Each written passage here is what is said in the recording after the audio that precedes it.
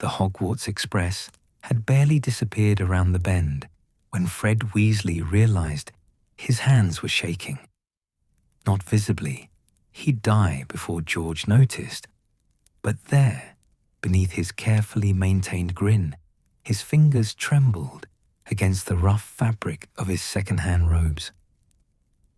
"Reckon they'll separate us," George's voice came quietly, meant only for Fred's ears despite the crush of first years surrounding them in the entrance courtyard. Fred's stomach dropped. He hadn't let himself think it. They wouldn't. Percy said the hat sorts for what you need, not what you want. Percy, Fred said firmly, is a git. George's laugh came quick and genuine, and Fred felt the knot in his chest loosen slightly. As long as George was beside him, they could face anything, even this. The castle loomed above them, all turrets and impossible angles, windows glowing gold against the deepening September twilight. It looked nothing like the borough's cheerful chaos and everything like the future. Vast, ancient, utterly indifferent to two skinny 11-year-olds who'd never spent a night apart. Burr's years over here. The gamekeeper, Hagrid, Bill had called him, half-giant and all-heart, shepherded them toward the lake. Fred caught George's eye as they climbed into one of the boats, and something passed between them without words, as it often did. Together. Whatever happens, together. The castle grew larger as they crossed the black water, its reflection rippling with each pull of the invisible oars. Fred tried to imagine Bill seeing this for the first time, Charlie before him, but couldn't quite picture his confident older brothers as nervous first years. Had their hands shaken too? "You there, Weasley twins." They turned in unison, they always did, to find a boy with magnificent dreadlocks grinning at them from the next boat. "Your brother Charlie showed me a photograph. Said to look out for you." The boy's smile widened. "I'm Lee Jordan. Fair warning, I've heard stories." "All lies," Fred said. "Vicious rumors," George agreed. "Mostly true, though." They finished together, and Lee's delighted laugh echoed across the water. The entrance hall took Fred's breath away. Torches flickered in brackets that looked older than time, illuminating stone walls that seemed to hum with magic. The ceilings soared impossibly high, disappearing into shadows that moved with secret purpose. Ghosts drifted through the crowd of first years, actual ghosts, translucent and casual about their own deaths, while portraits muttered and pointed from their frames. "Blimey," George breathed. "Yeah," Fred agreed. A stern witch in emerald robes and a pointed hat descended the marble staircase, her sharp eyes cataloguing each face. "Professor McGonagall," Bill had said, "head of Gryffindor House. Brilliant, terrifying, secretly fair." "Welcome to Hogwarts," she said crisply. "In a few moments, you will pass through these doors and join your classmates. But first, you will be sorted into your houses." Fred tried to listen, but his attention snagged on the doors she'd indicated, massive oak things that surely led to the great hall Bill had described. Beyond them lay the sorting hat, the moment of truth, the point where he and George might become Fred of somewhere and George of somewhere else. His hand found George's in the crowd. George squeezed back 3 times, their childhood signal. "I'm here. Don't worry. Together." "Move along now," McGonagall instructed, and the doors swung open. The great hall defied description. The ceiling showed the night sky, actual stars, actual clouds. Bill had promised it was real magic, while thousands of candles floated in midair above 4 long house tables. Students in black robes piped with different colors watched the first years enter, their faces ranging from welcoming to appraising to utterly disinterested. Fred spotted Bill immediately at the Gryffindor table, his long hair tied back, prefect badge gleaming. Charlie sat further down, already looking like he'd rather be outside with dragons. Percy was there too, third year, back straight, as if someone had transfigured his spine into a poker. But Fred's attention fixed on the three-legged stool at the front of the hall and the patched, frayed wizard's hat resting on it. "It sings," George whispered. Charlie wrote about this bit. The hat did sing, a lengthy composition about houses and qualities and courage and ambition and wisdom and loyalty. Fred heard the words without processing them. His entire world had narrowed to one terrible certainty. That hat was going to separate them, and he didn't know how to be just Fred. McGonagall unfurled a scroll. "When I call your name, you will sit and place the hat upon your head." The sorting began. Abbott, Hannah, became a Hufflepuff. Bones Susan joined her, the yellow-trimmed students cheering. A boy called Boot went to Ravenclaw. Lee Jordan bounded up when called and returned moments later to the Gryffindor table, shooting them an encouraging grin. Names blurred past. Fred's heart hammered against his ribs. Weasley, Fred. The hall seemed to tilt. Fred's legs carried him forward. He had no memory of telling them to move. And then he was sitting on the stool, the hat descending over his eyes, blocking out everything. Darkness, silence. Then, "Another Weasley," a voice said dryly in his head. "How novel. Let's see what we have here. Oh, this is interesting. Please," Fred thought desperately. "Please, Gryffindor. George has to be in Gryffindor, and I have to be with George." "Has to be?" The hat sounded amused. "Your brother is not yet sorted, young Weasley. I cannot make promises about— Oh my. This is quite unprecedented." Fred's hands gripped the stool's edge. What's wrong?" "Wrong? Nothing is wrong. But you and your twin, your minds are intertwined in ways I have never quite encountered, where one of you ends and the other begins. Even you don't entirely. No, do you?" "We're different people," Fred insisted, but even in his own head it sounded uncertain. "Are you? Or are you two halves of something whole? No matter.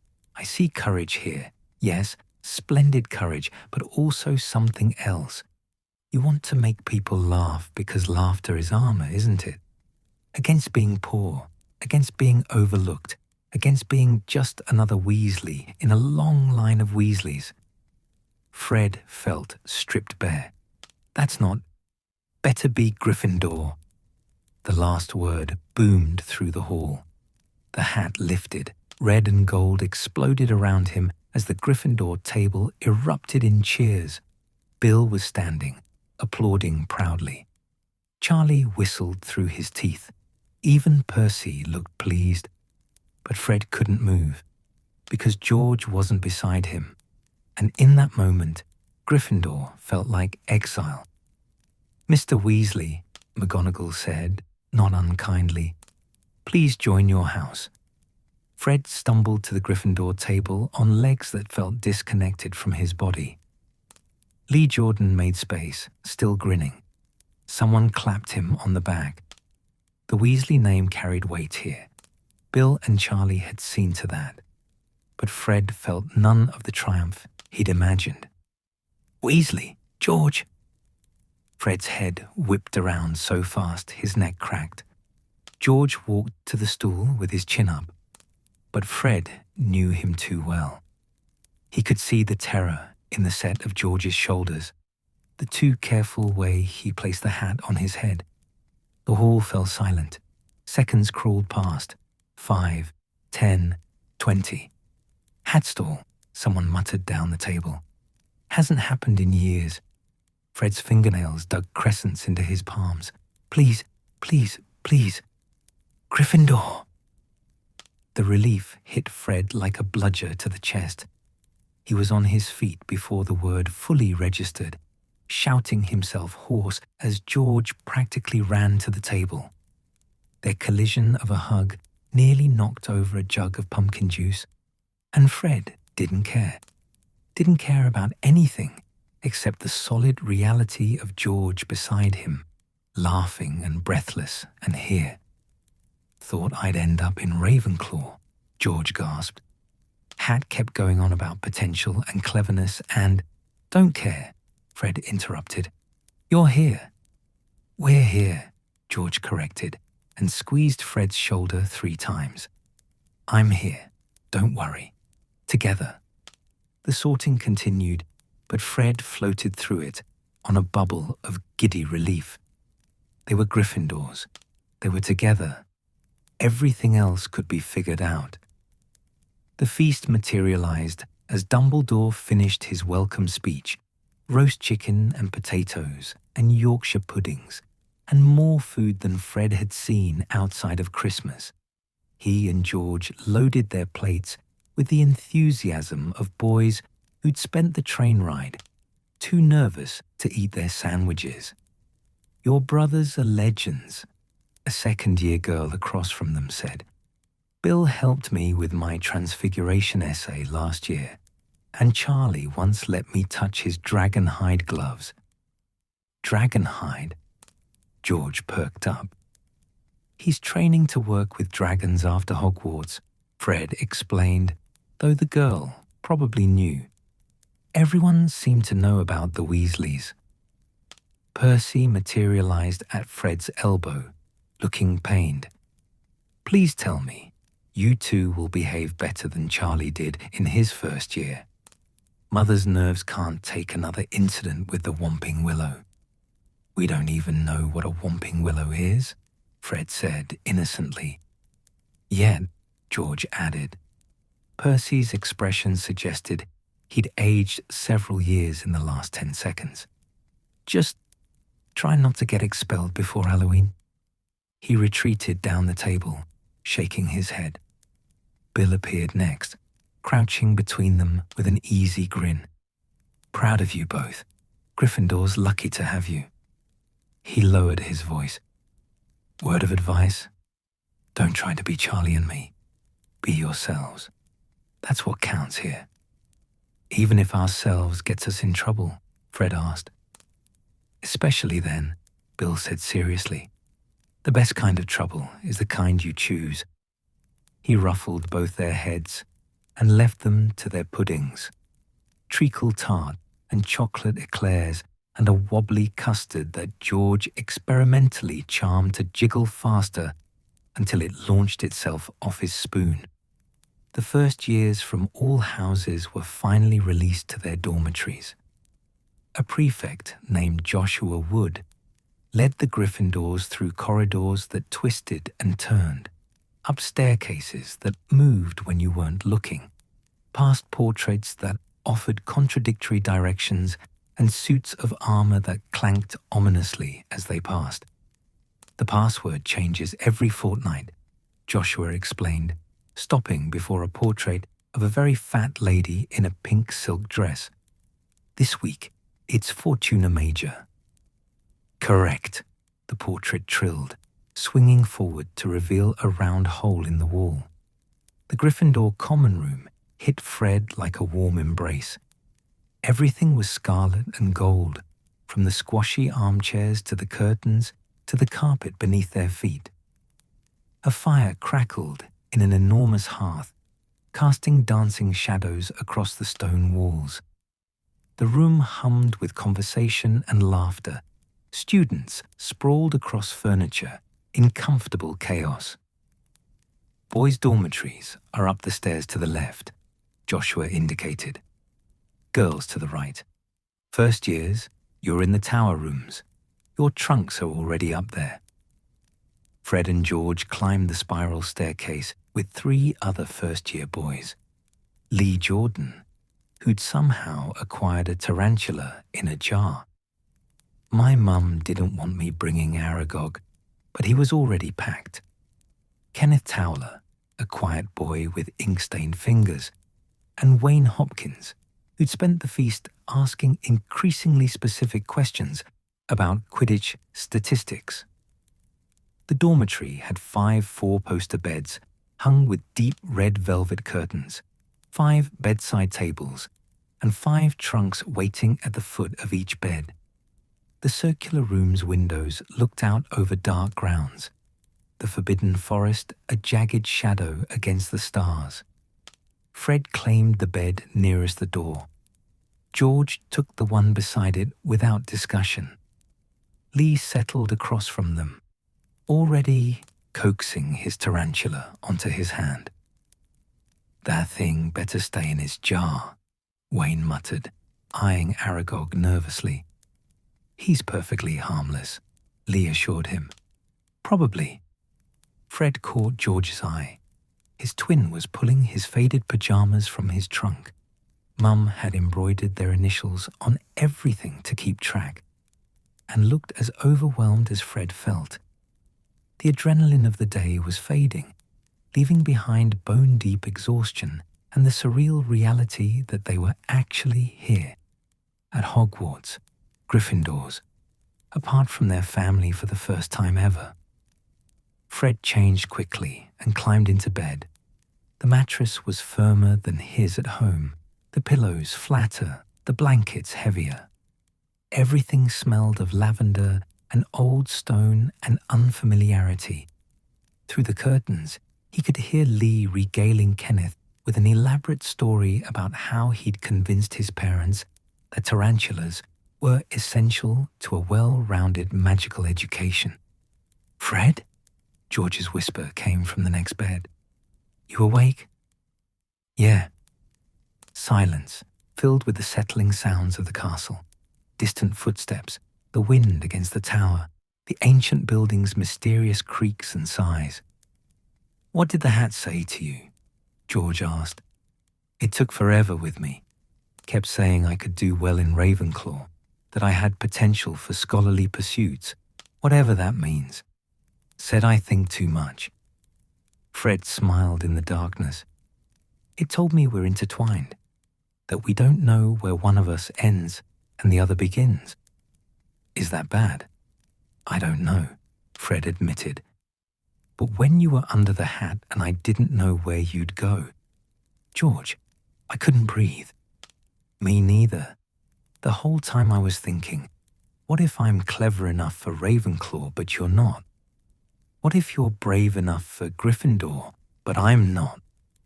"We're the same amount of brave," Fred said firmly, "and the same amount of clever, just maybe not in the way people expect." George's hand appeared through the curtains, reaching across the gap between their beds. Fred grabbed it, holding on like an anchor. "Bill said to be ourselves," George said. "But what if ourselves isn't enough? What if we're just more Weasleys nobody really notices?" The fear in George's voice matched the fear Fred had been swallowing all day. They were the youngest, the afterthought, the twins whose names people sometimes mixed up, even within the family. Bill was brilliant and popular. Charlie was brave and passionate. Percy was ambitious and proper. What were Fred and George except a matched set, barely distinguishable even to themselves sometimes? "Then we make them notice," Fred said, surprising himself with the certainty in his voice. "Not by being like Bill or Charlie or Percy, by being so completely, obviously, Fred and George that nobody can ignore us." How?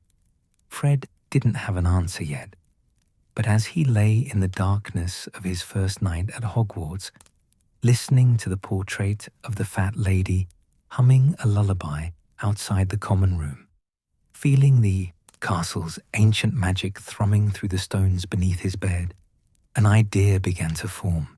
shapeless yet, but there, waiting. "We'll figure it out," he promised. "Together." "Together," George agreed, and finally let go of Fred's hand. Fred closed his eyes, but sleep wouldn't come. His mind spun with the day's revelations, the hat's strange words about their intertwined souls, Bill's advice to be themselves, the overwhelming reality of this place that would be home for the next 7 years. A sound from the common room below made him pause. Not voices, something else, scraping like stone moving against stone. Fred slipped from bed, careful not to wake the others. George's curtains stirred. "I heard it too," his twin whispered. Of course he had. They crept down the stairs in their bare feet, pajama trousers swishing softly against the stone steps. The common room was empty now, the fire burning low, casting long shadows across the furniture.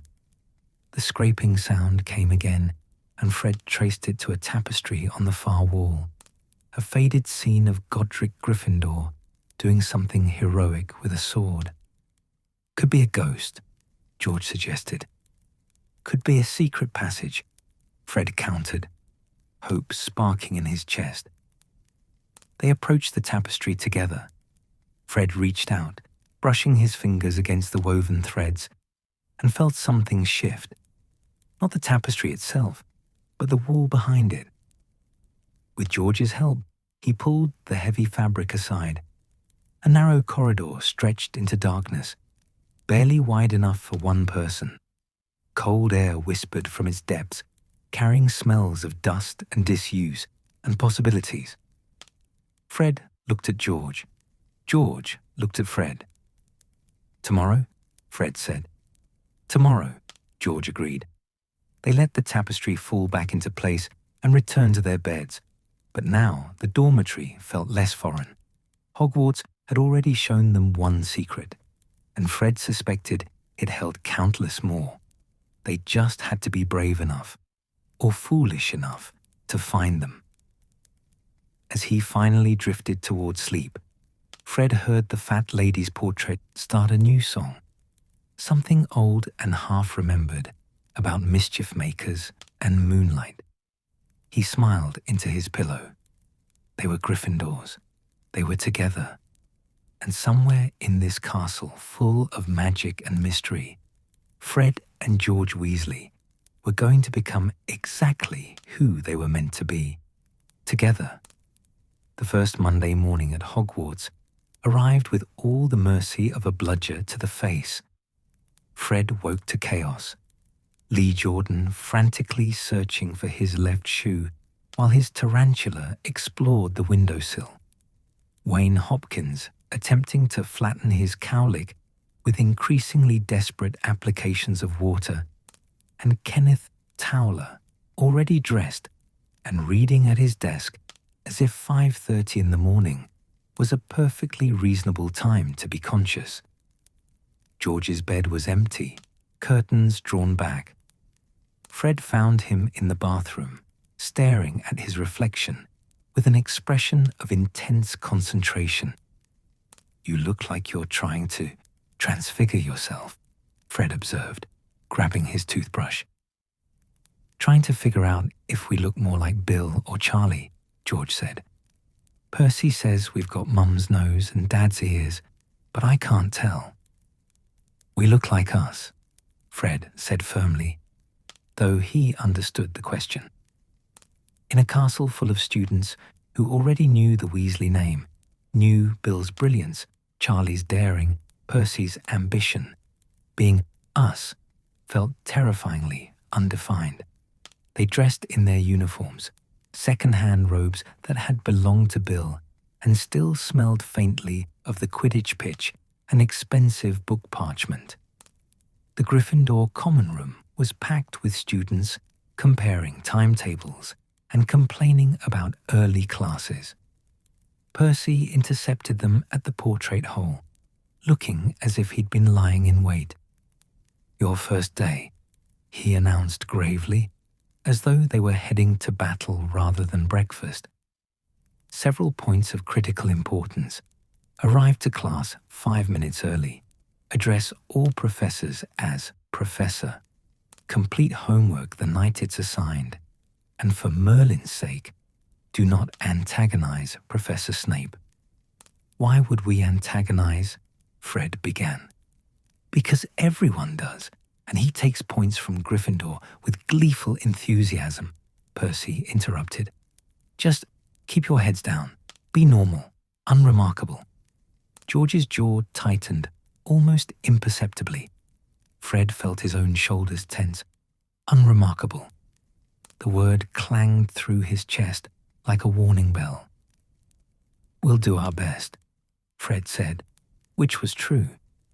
He just didn't specify what they'd do their best at. The great hall thrummed with Monday morning energy. Owls swooped through the enchanted ceiling, still showing dawn breaking over scattered clouds, delivering mail in flurries of feathers and scattered toast crumbs. Fred and George claimed seats across from Lee, who was explaining to anyone who'd listen why potions should clearly be taught outside where proper ventilation existed. Professor McGonagall moved down the Gryffindor table, distributing timetables with brisk efficiency. She paused when she reached the twins. Messrs. Weasley, she said, her Scottish accent crisp as October air. I taught both your brothers, brilliant students, each in their own way. I expect you'll uphold the family tradition. She moved on before either could respond. Fred stared at his timetable. Double potions first thing, herbology before lunch, history of magic after, and felt the weight of expectations settle across his shoulders like an invisibility cloak made of lead.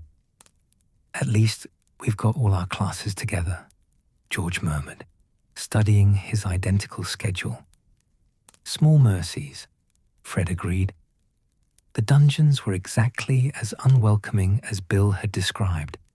Cold stone corridors that smelled of brine and something medicinal. Torches burning with greenish flames that cast sickly shadows across the walls. The potions classroom itself was lined with pickled creatures in jars, their dead eyes seeming to follow the first years as they filed in. Professor Snape swept into the room like a particularly ominous thundercloud, his black robes billowing despite the lack of wind. His eyes, dark and assessing, catalogued each student with the enthusiasm of someone examining a dead fish. Potions, he began, voice soft and dangerous, is a subtle science and exact art. I do not expect many of you to appreciate the beauty of the softly simmering cauldron, the delicate power of liquids that creep through human veins. His gaze landed on Fred and George. Though I suppose with enough Weasleys passing through my classroom, eventually one might demonstrate actual competence. Several Slytherins snickered. Fred felt his face flush hot. The lesson covered the basics of a simple cure for boils, lacewing flies, nettles, snake fangs, and horned slugs, combined in precise order at exact temperatures. Snape's instructions were clear but delivered with such withering contempt that half the class seemed paralyzed with anxiety. Fred and George shared a cauldron, working in the synchronized silence that came naturally to them. Fred crushed the snake fangs, while George measured the nettles. George stirred clockwise, while Fred added the slugs. Their potion turned the appropriate pink color within 20 minutes, simmering gently as required. Adequate, Snape said, barely glancing at their work before moving on. But Fred had noticed something. The potion in the cauldron beside theirs, belonging to a nervous Hufflepuff girl named Beatrice, had turned an alarming orange and was bubbling far too aggressively. The instructions called for snake fangs to be added after the nettles. But what if they were crushed finer first? What if the heat was reduced slightly before? "Fred," George whispered warningly, recognizing the expression on his twin's face. "Just thinking," Fred murmured. "Don't." But Fred's mind was already racing. Potions were supposed to be exact, yes, but what if exact wasn't the same as optimal? What if the traditional method wasn't the best method, just the old method? He reached for their cauldron. "Mr. Weasley," Snape's voice cut across the classroom like a curse. "Are you under the impression that your first-year intuition supersedes centuries of established potion making?" Every head turned. Fred froze, ladle halfway to the cauldron. "I was just what? Improving upon the recipe. How admirably Gryffindor of you. All confidence, no competence." Snape's lip curled. 10 points from Gryffindor for arrogance, and you'll bottle your adequate potion exactly as instructed, without your innovations. The dismissal in his tone stung worse than the lost points. Fred mechanically bottled their potion, hands steady, even as his ears burned. George's hand found his elbow under the desk. 3 squeezes, quick and firm. "I'm here. Don't worry. Together." Herbology proved marginally better, though Professor Sprout's greenhouse was stiflingly hot and smelled of dragon manure and wet earth. They learned about Devil's Snare. Deadly if you panic, harmless if you relax, which seemed like a metaphor for something, though Fred couldn't quite articulate what. History of magic was taught by a ghost. Professor Binns had apparently died in his sleep decades ago and simply gotten up the next morning to teach, not noticing his own death. He droned through a lecture on goblin rebellions in a monotone that could have been weaponized. Within 15 minutes, half the class was asleep. Fred tried taking notes but kept writing nonsense as his attention drifted. He glanced at George's parchment. His twin had drawn an elaborate cartoon of Snape being attacked by an army of horned slugs. Fred snorted. George grinned. For a moment, the weight lifted. Lunch in the Great Hall was a chaotic affair. Students comparing disastrous first days, older years offering contradictory advice. Percy appearing at their elbows every 10 minutes to ensure they were adjusting properly. Charlie stopped by long enough to ruffle their hair and declare potions a load of rubbish anyway. Wait till you get to care of magical creatures. The afternoon brought transfiguration with Professor McGonagall. Unlike Snape's dungeon, McGonagall's classroom felt bright and purposeful. Tall windows letting in autumn sunlight that caught the dust motes drifting through air that hummed with magical potential. McGonagall stood before them as a tabby cat, then transformed mid-leap into her human form. Several first years gasped. Transfiguration is some of the most complex and dangerous magic you will learn at Hogwarts, she announced. Anyone messing about in my class will leave and not come back. Her eyes swept the room. You have been warned. They spent the lesson attempting to turn matches into needles. Fred's match developed a slight point. George's became thinner but retained its red tip. By the end of class, only one student, Hermione Granger, a bushy-haired girl with Gryffindor colors who Fred vaguely remembered from the sorting, had managed a proper silver needle. 5 points to Gryffindor, McGonagall said, and Hermione practically glowed. Fred stared at his nearly transformed match and felt something uncomfortably, like inadequacy coil in his stomach. Not jealousy exactly, he was genuinely impressed, but rather the dawning realization that maybe they weren't naturally talented at this. Maybe being Weasleys didn't automatically confer magical ability. Maybe they were just ordinary. That evening, the common room filled with students nursing their wounded pride and comparing their levels of exhaustion. Fred and George claimed a table near the fire, theoretically to work on their homework, but actually to watch the controlled chaos around them. Percy descended upon them with the inevitability of rain in Scotland. "How was your first day?" he asked, though his tone suggested he already knew and disapproved. "Brilliant," Fred lied. "Lost 10 points in potions," George added, because lying to Percy was pointless. He had an unsettling talent for extracting truth.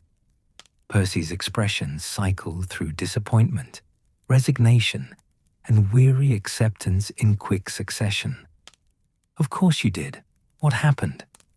"Fred tried to improve a potion," George said. "I was thinking," Fred protested. "There's a difference." "Not to Snape," Percy said grimly. He sat down, suddenly looking older than 13. "Listen, I know you want to make your mark here, but you don't understand. Bill set an impossible standard. Charlie was a Quidditch legend by second year. Everyone expects Weasleys to be exceptional, and when we're not..." He trailed off, something vulnerable crossing his face before the prefect mask snapped back. "Just try to blend in, at least for the first term." After he left, Fred and George sat in silence, watching the flames dance in the hearth. Around them, first years struggled with homework. Lee Jordan entertained a group with an elaborate story involving his tarantula and a Slytherin's trunk. The portrait of the fat lady sang something cheerful and off-key. "We can't blend in," George said finally. "No," Fred agreed. "We're not Bill. We're not Charlie. Definitely not Percy. So what are we?" Fred didn't have an answer, but he thought about that moment in potions when he'd seen how the recipe could be improved before Snape's contempt had crushed the idea. He thought about the secret passage behind the tapestry, still unexplored. He thought about the weight of being more Weasleys in a castle that already had its fill of them. "We're the ones who ask, what if?" Fred said slowly. "What if the potion could be better? What if the rules aren't perfect? What if there's a secret passage and we're brave enough to see where it goes?" "That sounds exhausting," George observed. "Probably. Could get us in trouble." "Almost certainly." George's grin came slow and genuine. "I'm in." They spent the next hour making a genuine attempt at homework, 12 inches on the uses of lacewing flies for potions, reading the first chapter of A Beginner's Guide to Transfiguration, and memorizing the 17 Goblin Rebellions Binns had covered, or tried to cover. Fred couldn't remember 13 of them. "This is hopeless," he muttered, watching his essay stubbornly remain at 9 inches despite his increasingly large handwriting. "Make up 3 rebellions," George suggested. "Binns won't notice. He doesn't notice anything. He's been dead for decades." Fred laughed, the sound surprising him with its genuineness. Around them, the common room had quieted as students retreated to dormitories. The fire had burned low, casting the room in shades of amber and shadow. "Want to check the passage?" Fred asked suddenly. George's eyes lit. "Absolutely." They retrieved their wands, purchased at Ollivander's just 2 weeks ago, still new enough to feel like borrowed power, and approached the tapestry of Godric Gryffindor. The common room was empty now except for a 6th-year dozing in an armchair, Transfiguration textbook sliding off his lap. Fred pulled the tapestry aside. The narrow corridor stretched into darkness, cold air breathing against their faces. "Lumos," George whispered, and his wand tip ignited with soft white light. They stepped into the passage. It was barely wide enough for them to walk single file, walls rough stone that scraped their robes as they progressed. The passage sloped downward, winding through what must be the castle's interior walls. Fred's heart hammered with the thrill of discovery. This was theirs, something they'd found, something that had nothing to do with Bill or Charlie or being adequate Weasleys. The passage ended at a solid wall. "Dead end," George said, disappointment heavy in his voice. But Fred ran his hands across the stone, searching. His fingers found an irregularity, a brick that protruded slightly more than its neighbors. He pressed. The wall swung inward with a grinding sound that surely woke everyone in the castle. They stumbled through into a corridor Fred recognized, 3rd floor near the library. The passage had cut straight through several floors and probably half the castle. "Merlin's beard," George breathed. "Yeah." They stared at each other in the wandlight, grinning like fools. Then, as one, they retreated back through the passage, carefully closing the hidden door behind them. The return journey felt shorter, buoyed by success and possibility. Back in the common room, they let the tapestry fall into place. The 6th-year was still asleep, book now on the floor. The castle was silent except for its nighttime sounds, distant footsteps, the wind against the towers, portraits snoring in their frames. "One passage," Fred said. "How many more, do you think?" George asked. "Dozens," Fred said confidently, based on nothing but hope and intuition. "Maybe hundreds." "We could map them," George said slowly. "Map the whole castle. Every passage, every shortcut, every secret." The idea crystallized between them, taking shape with the inevitability of magic. Not to be like Bill or Charlie, not to meet Percy's expectations or Snape's contempt, but to know this castle better than anyone, to make Hogwarts theirs in a way that had nothing to do with family legacy and everything to do with Fred and George. "We'd need to be systematic," Fred said, his mind already racing. "Test the walls, watch for patterns, talk to the portraits." "The ghosts might know things," George added. "And the house elves, they go everywhere." "Could take years. We've got 7. They climbed the stairs to their dormitory, exhaustion finally catching up with them. The other first-years were already asleep, Lee's snores punctuated by Aragog's occasional skittering, Wayne muttering Quidditch statistics in his dreams, Kenneth's even breathing. Fred changed into his pajamas and collapsed into bed, every muscle aching from a day of sitting in classrooms and carrying books and the peculiar tension of constant vigilance against making mistakes. "Fred?" George's whisper came through the darkness. "Yeah?" "Today was terrible." "Spectacularly terrible," Fred agreed. "But finding that passage made it worth it." Silence for a moment, comfortable and complete. "We're going to be different kinds of Weasleys," George said. "Aren't we?" Fred smiled into his pillow. Outside, the fat lady had started her nightly humming, something old and wandering that seemed to match the castle's dreaming rhythm. Somewhere in the walls, their secret passage waited, and beyond it, countless more secrets waited to be discovered. "Yeah," Fred said. "We are." He fell asleep planning their exploration strategy, already anticipating tomorrow's classes with less dread than defiance. Let Snape take points. Let McGonagall expect Bill's brilliance. let Percy worry about blending in. Fred and George Weasley had found a secret passage on their first Monday at Hogwarts. It was only the beginning. November arrived at Hogwarts with freezing rain that battered the castle's ancient windows and turned the grounds into a landscape of grey mud and skeletal trees. The enchanted ceiling in the Great Hall reflected the miserable weather with such accuracy that students wore their cloaks to breakfast, hunching over porridge and hot tea as if the actual sky hung above them. Fred didn't mind. The worse the weather, the more time students spent indoors, and the more opportunity he and George had to explore without drawing attention.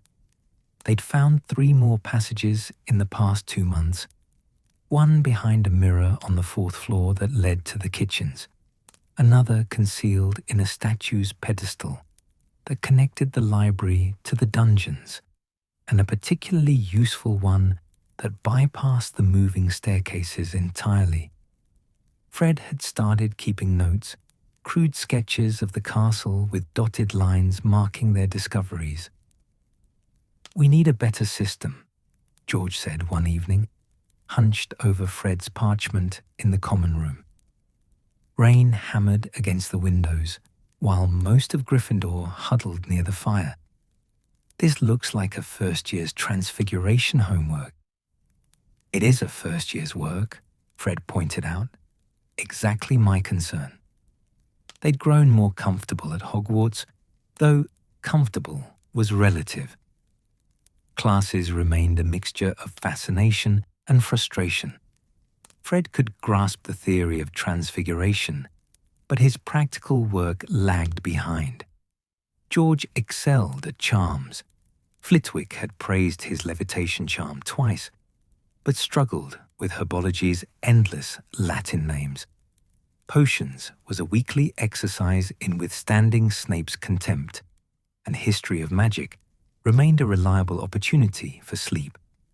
But the passages, the secrets they were uncovering, those felt like magic in a way that turning matches into needles never quite did. "Detention, gentlemen." Fred looked up to find Filch looming over them, his rheumy eyes gleaming with malicious satisfaction. The Saha caretaker clutched a tartan scarf that Fred vaguely recognized as belonging to a 3rd-year Ravenclaw. "We haven't done anything," George protested. "Found this on the astronomy tower," Filch said, waving the scarf. "And you 2 were seen near there this afternoon." "Along with approximately 40 other students," Fred said reasonably. "We had astronomy class." "Don't get smart with me, boy. I know troublemakers when I see them." Filch's smile revealed yellowed teeth. "2 Weasleys, just like the others. Your brother Charlie cost me a week's work when he released those nifflers in my office." "That does sound like Charlie," George admitted. "Tomorrow evening, 7 o'clock, my office. Don't be late."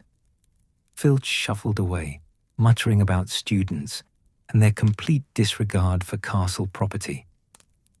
"We're not actually being punished for the scarf thing," Fred said slowly. "He's punishing us for being Weasleys." "Brilliant deduction."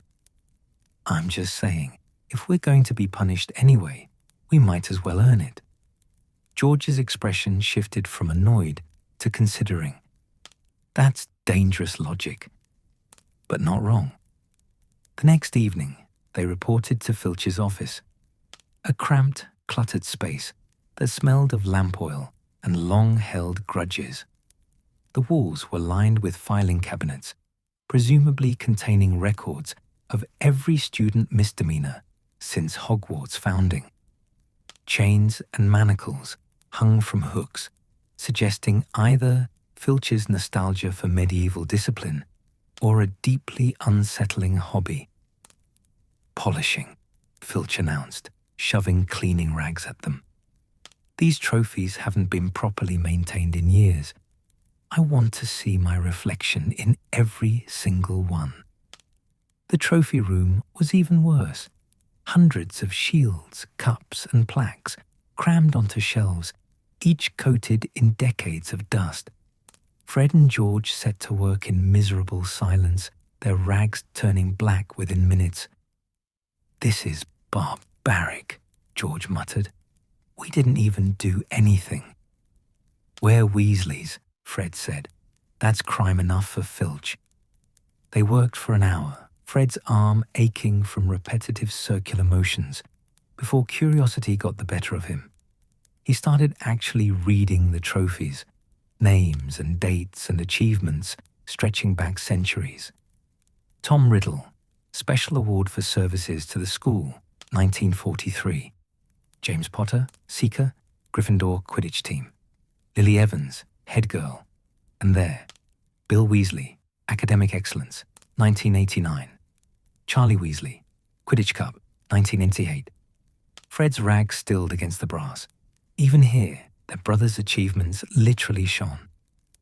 "Don't," George said quietly, though Fred hadn't spoken. "Don't think about it. Hard not to when it's polished and mounted for everyone to see. We'll get our own trophies." "For what?" "Best discovery of passages nobody else cares about." George opened his mouth to respond, but was interrupted by Filch's return.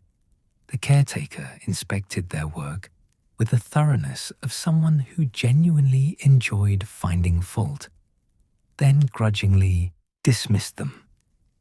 They trudged back through empty corridors, Fred's mood as grey as the November rain still battering the windows.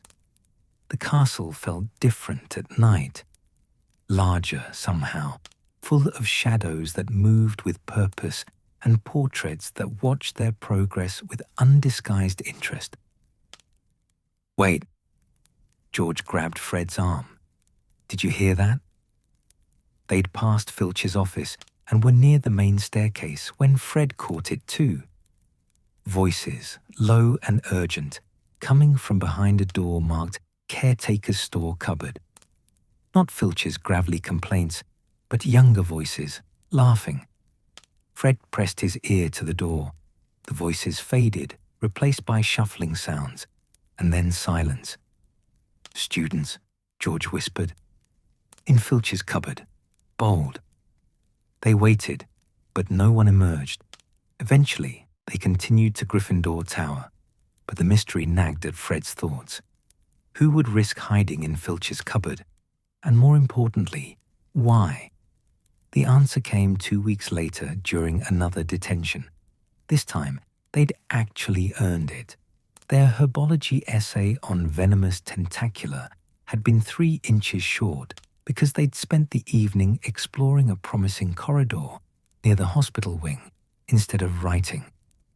Professor Sprout had assigned them an evening of repotting mandrakes, with the warning that improper earmuff use could result in unconsciousness or death.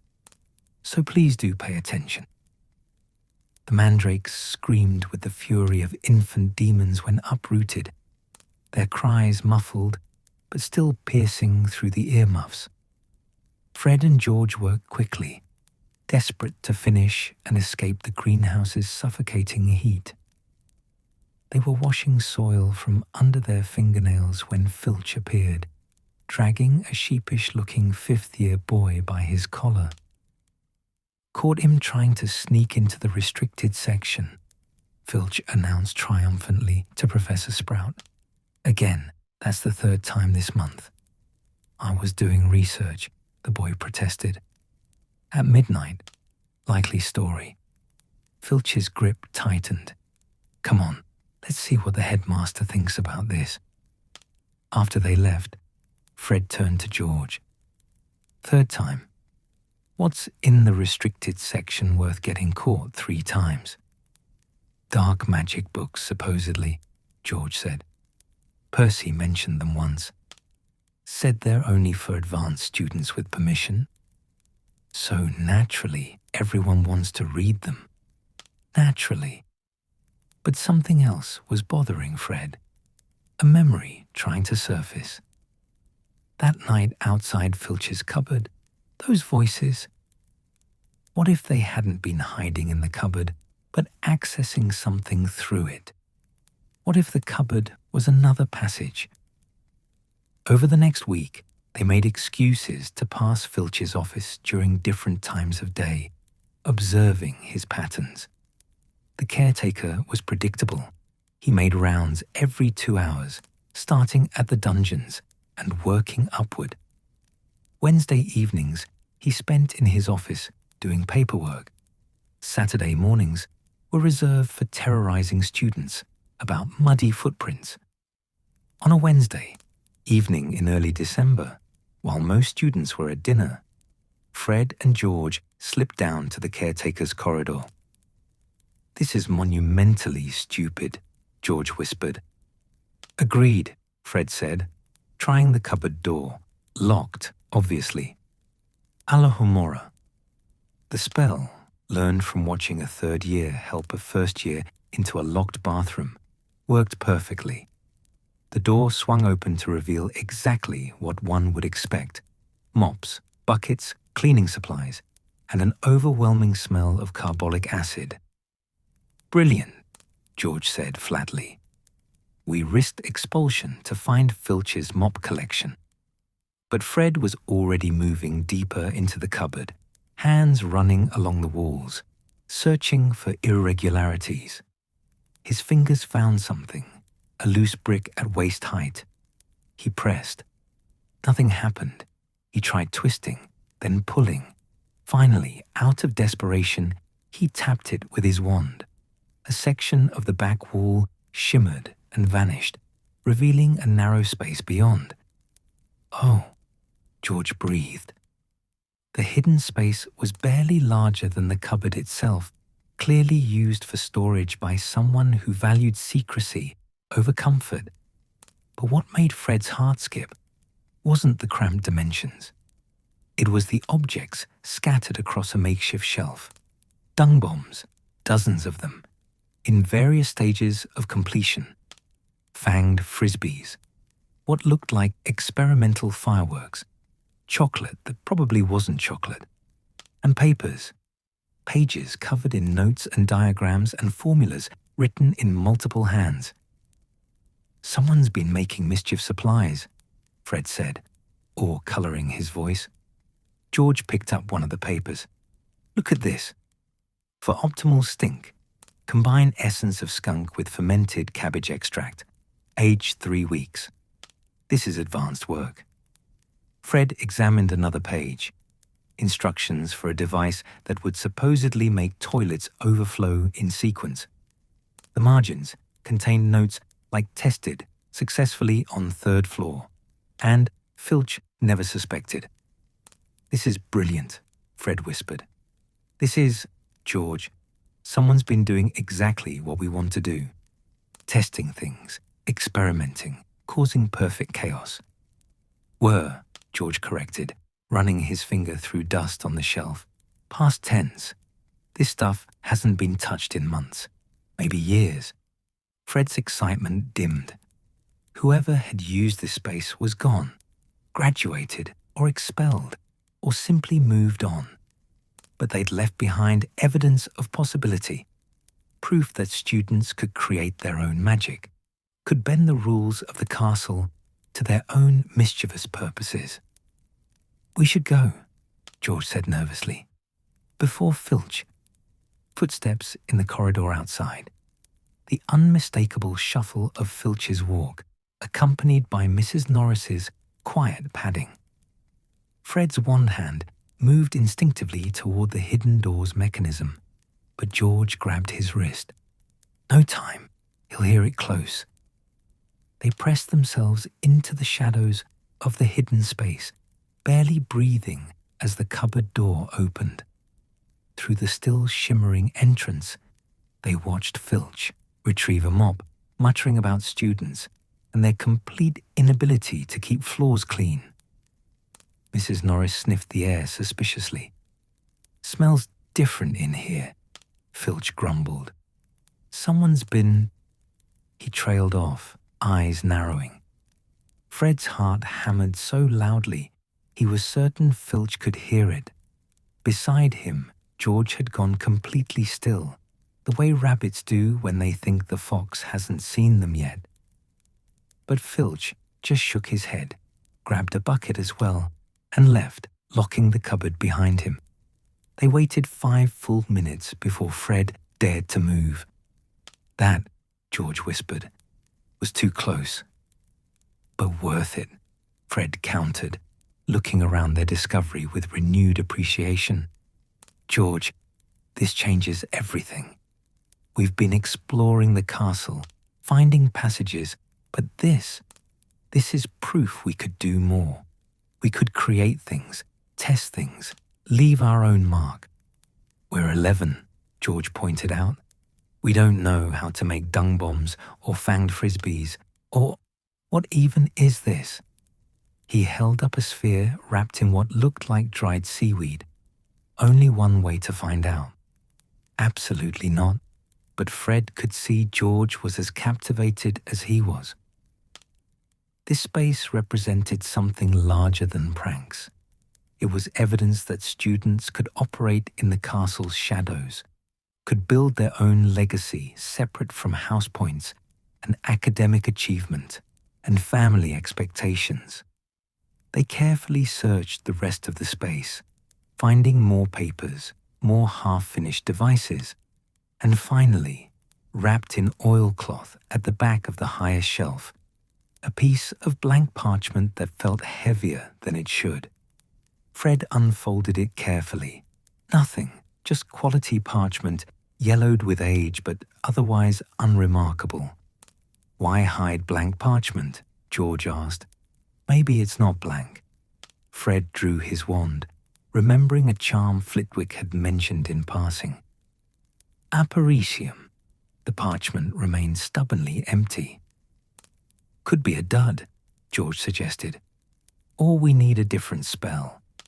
Fred ran his fingers across the surface, feeling the faint hum of magic embedded in the fibers. This wasn't ordinary parchment. Someone had put serious work into enchanting it, hiding it, protecting it. We should take it, Fred said suddenly. That's stealing. It's abandoned. Whoever hid this graduated years ago. They're not coming back for it. George hesitated, but Fred could see him wavering. They'd found something important, something that connected to whatever legacy this hidden space represented. Leaving it here felt wrong. Fine, George relented. But if this gets us expelled, it won't, Fred promised, though he had no idea if that was true. They carefully replaced everything else exactly as they'd found it, then slipped out through the shimmering entrance. Fred tapped the mechanism to reseal the hidden door, and they escaped the cupboard with hearts pounding and the mysterious parchment tucked in Fred's robes. That night, after their roommates had fallen asleep, they examined their prize by one light.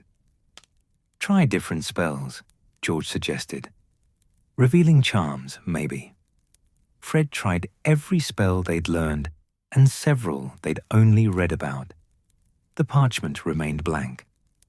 Maybe you have to write on it first, George offered. Fred dipped his quill in ink and wrote carefully. Fred Weasley, first year, Gryffindor. The parchment absorbed the ink, then responded in elegant script. Mr. Mooney presents his compliments to Mr. Weasley and requests that he keep his unsolicited information to himself. Both twins jerked back. It's talking, George breathed. Fred grabbed the quill again. Who are you? Mr. Mooney would like to register his astonishment that Mr. Weasley cannot grasp basic reading comprehension after a full term at Hogwarts. George snorted. Fred shot him a glare and wrote, What are you? Mr. Mooney is part of something extraordinary, though he suspects Mr. Weasley lacks the credentials to appreciate it. It's incredibly rude, Fred observed. Try asking nicely, George suggested. Fred wrote, "Please, can you tell us what you are? We found you in a hidden space, and we think you're important." The parchment went still for so long Fred thought they'd offended it. Then new words appeared, in different handwriting. "Mr. Prongs agrees with Mr. Mooney that you are likely unqualified, but acknowledges your discovery, shows initiative. Find the other 3 corners of the castle's secrets, prove your worth, and perhaps you'll earn answers." 3 corners? George frowned. What does that mean? But the parchment had gone silent, no amount of questions or cajoling producing further response. Fred carefully folded it and tucked it under his pillow. "We found something important, George. I can feel it. Or we found enchanted parchment that enjoys insulting first years." "That too," Fred admitted. "But did you see? Mooney and Prongs. Those are nicknames, like a group. Maybe the same people who used that hidden space. Graduated students who left behind pranking supplies and a rude piece of parchment," George summarized. "Some legacy." But Fred heard the excitement beneath George's skepticism. They'd found evidence that students before them had operated in Hogwarts shadows, had created their own magic, and left mysteries behind. And somehow, impossibly, they'd been challenged to prove themselves worthy. Outside, the December rain had turned to sleet, tapping against the tower windows with icy fingers. The dormitory was warm, though, the house elves having ensured the fire stayed lit and the blankets stayed thick. Wayne muttered something about Quidditch scores. Lee's tarantula skittered across the floor, probably hunting for moths. Kenneth's quill scratched, still working, even at midnight. Fred closed his eyes, mind spinning with possibilities. The parchment was a mystery, yes, but also an invitation. Somewhere in the castle lay 3 more secrets, corners, the parchment had said, and if they found them, if they proved their worth. "Fred," George whispered from the next bed. "Yeah? We're going to figure this out, right? The parchment, the hidden space, all of it." "Absolutely," Fred said, certainty filling his chest like warmth. "Good," George said. Then, after a pause, "Still wish it wasn't quite so rude, though." Fred grinned into the darkness.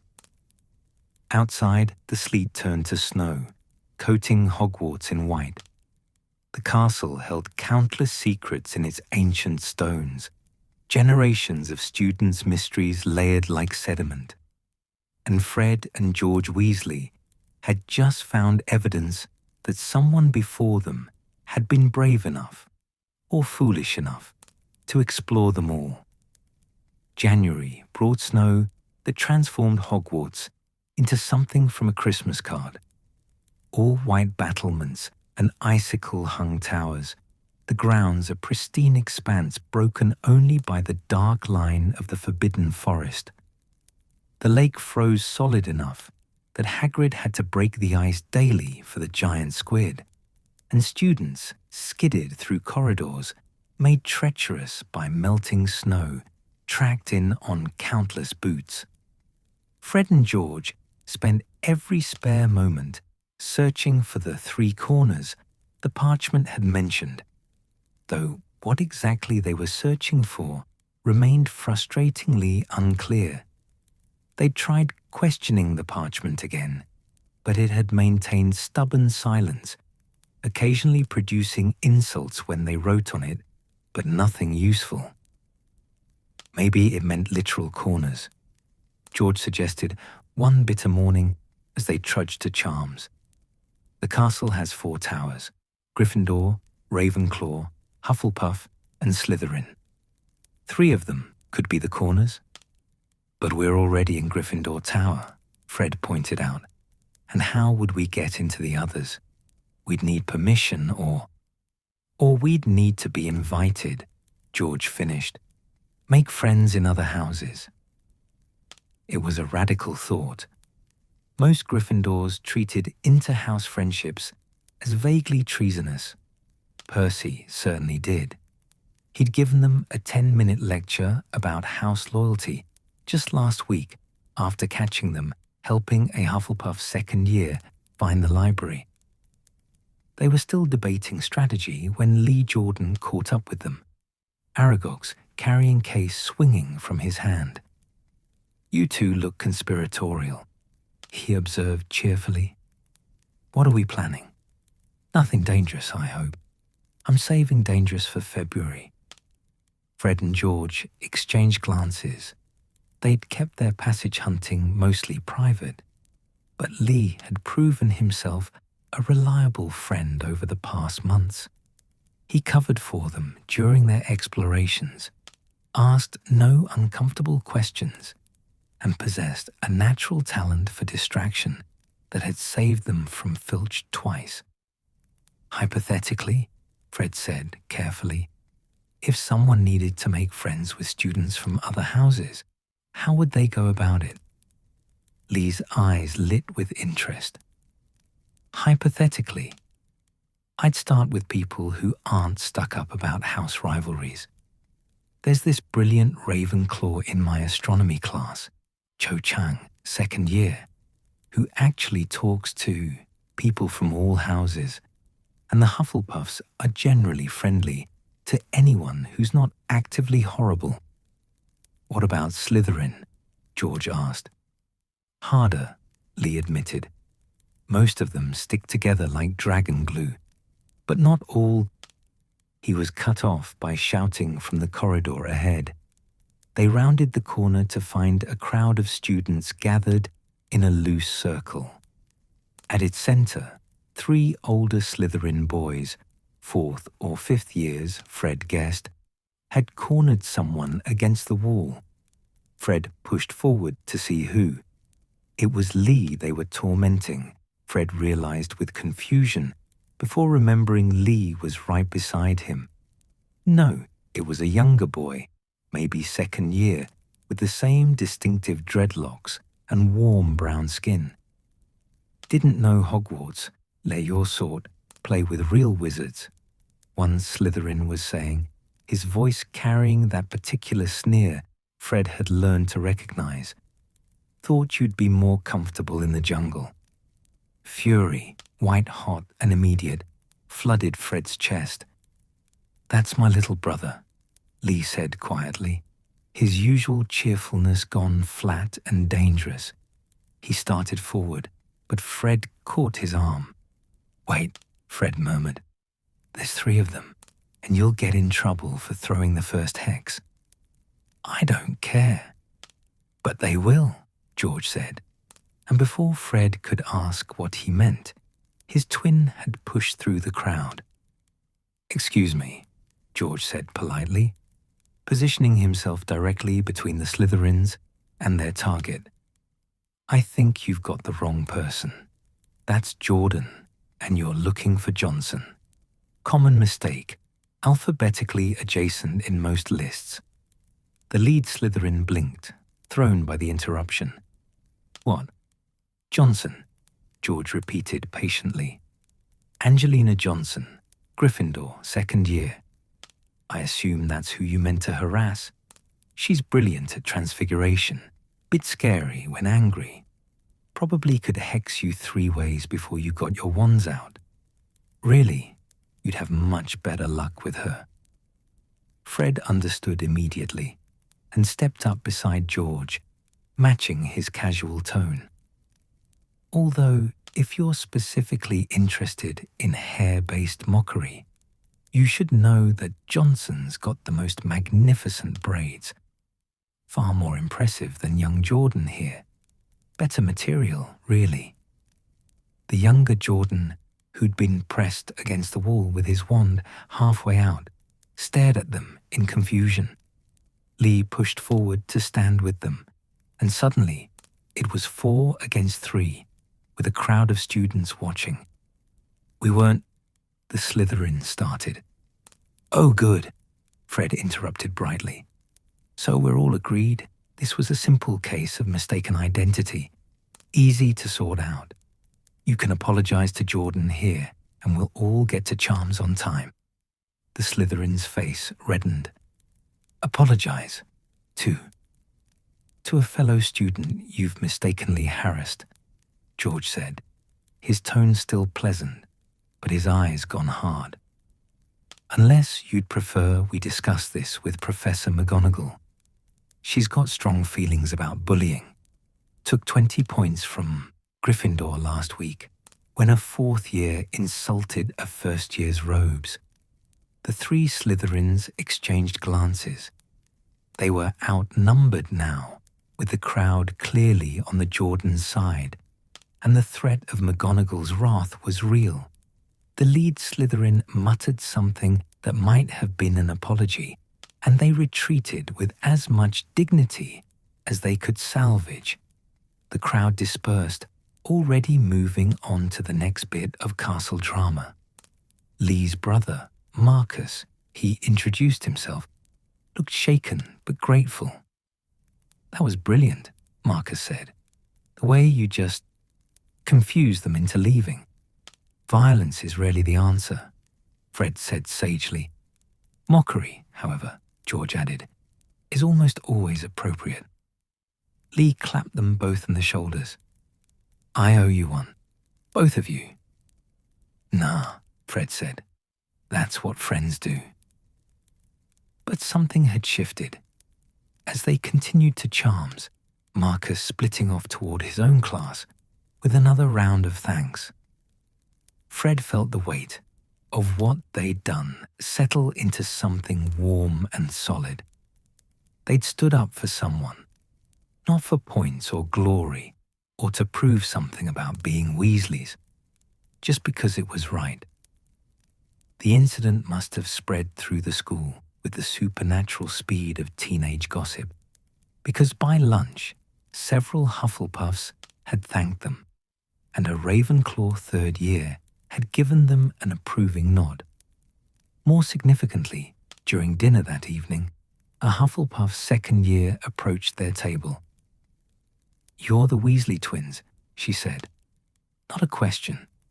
She was short and sturdy, with warm brown skin and eyes that assessed them carefully. I'm Beatrice Lovelock. You helped my housemate's friend today. Just being decent humans, George said. Decent humans are rarer than you'd think, Beatrice said dryly. She glanced around to ensure no one was listening too closely. I'm in potions with you. I noticed you looking at my cauldron a few weeks back.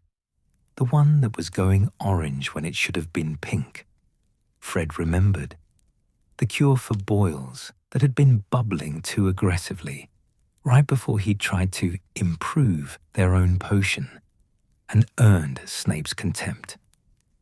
You were right, Beatrice continued quietly. About crushing the snake fangs finer. I tried it in my next batch, reduced the heat first, crushed the fangs to powder, added them slowly. The potion worked better. Set faster too. Snape never noticed, because I was careful about it. But you were right.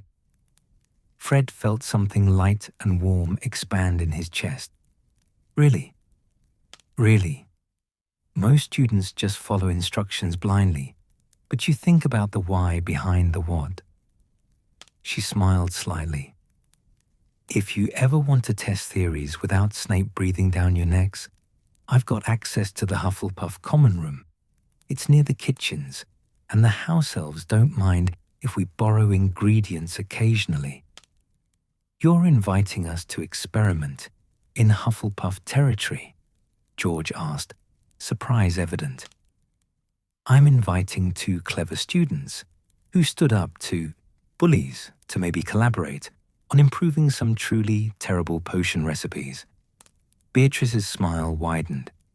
Houses are just buildings. It's the people in them that matter. After she left, Fred and George sat in stunned silence. Did we just make a Hufflepuff friend? Fred finally asked. I think we did, George said slowly. Which means, One corner, Fred finished, excitement building.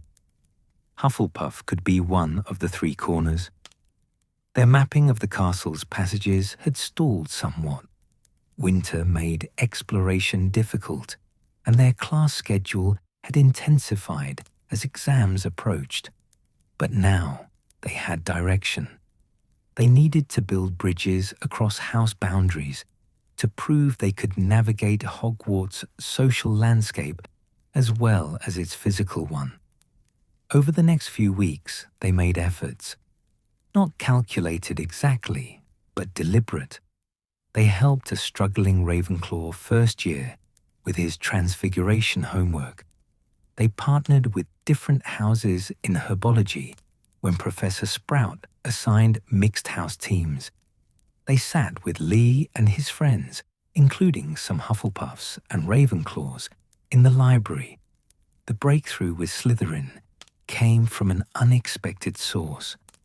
February brought a vicious cold snap, and with it, the announcement that their first Quidditch match was approaching. Gryffindor versus Slytherin. The castle divided into opposing camps overnight, common rooms becoming war rooms, students sporting house colors like armor. Fred and George weren't on the Gryffindor team. First years rarely were, and they hadn't even attended tryouts, too focused on their explorations. But the pressure to show house spirit was intense. Percy cornered them at breakfast the day before the match. "You'll be in the stands," he announced, supporting Gryffindor, wearing red and gold, cheering loudly. Mother would want you to show proper house loyalty.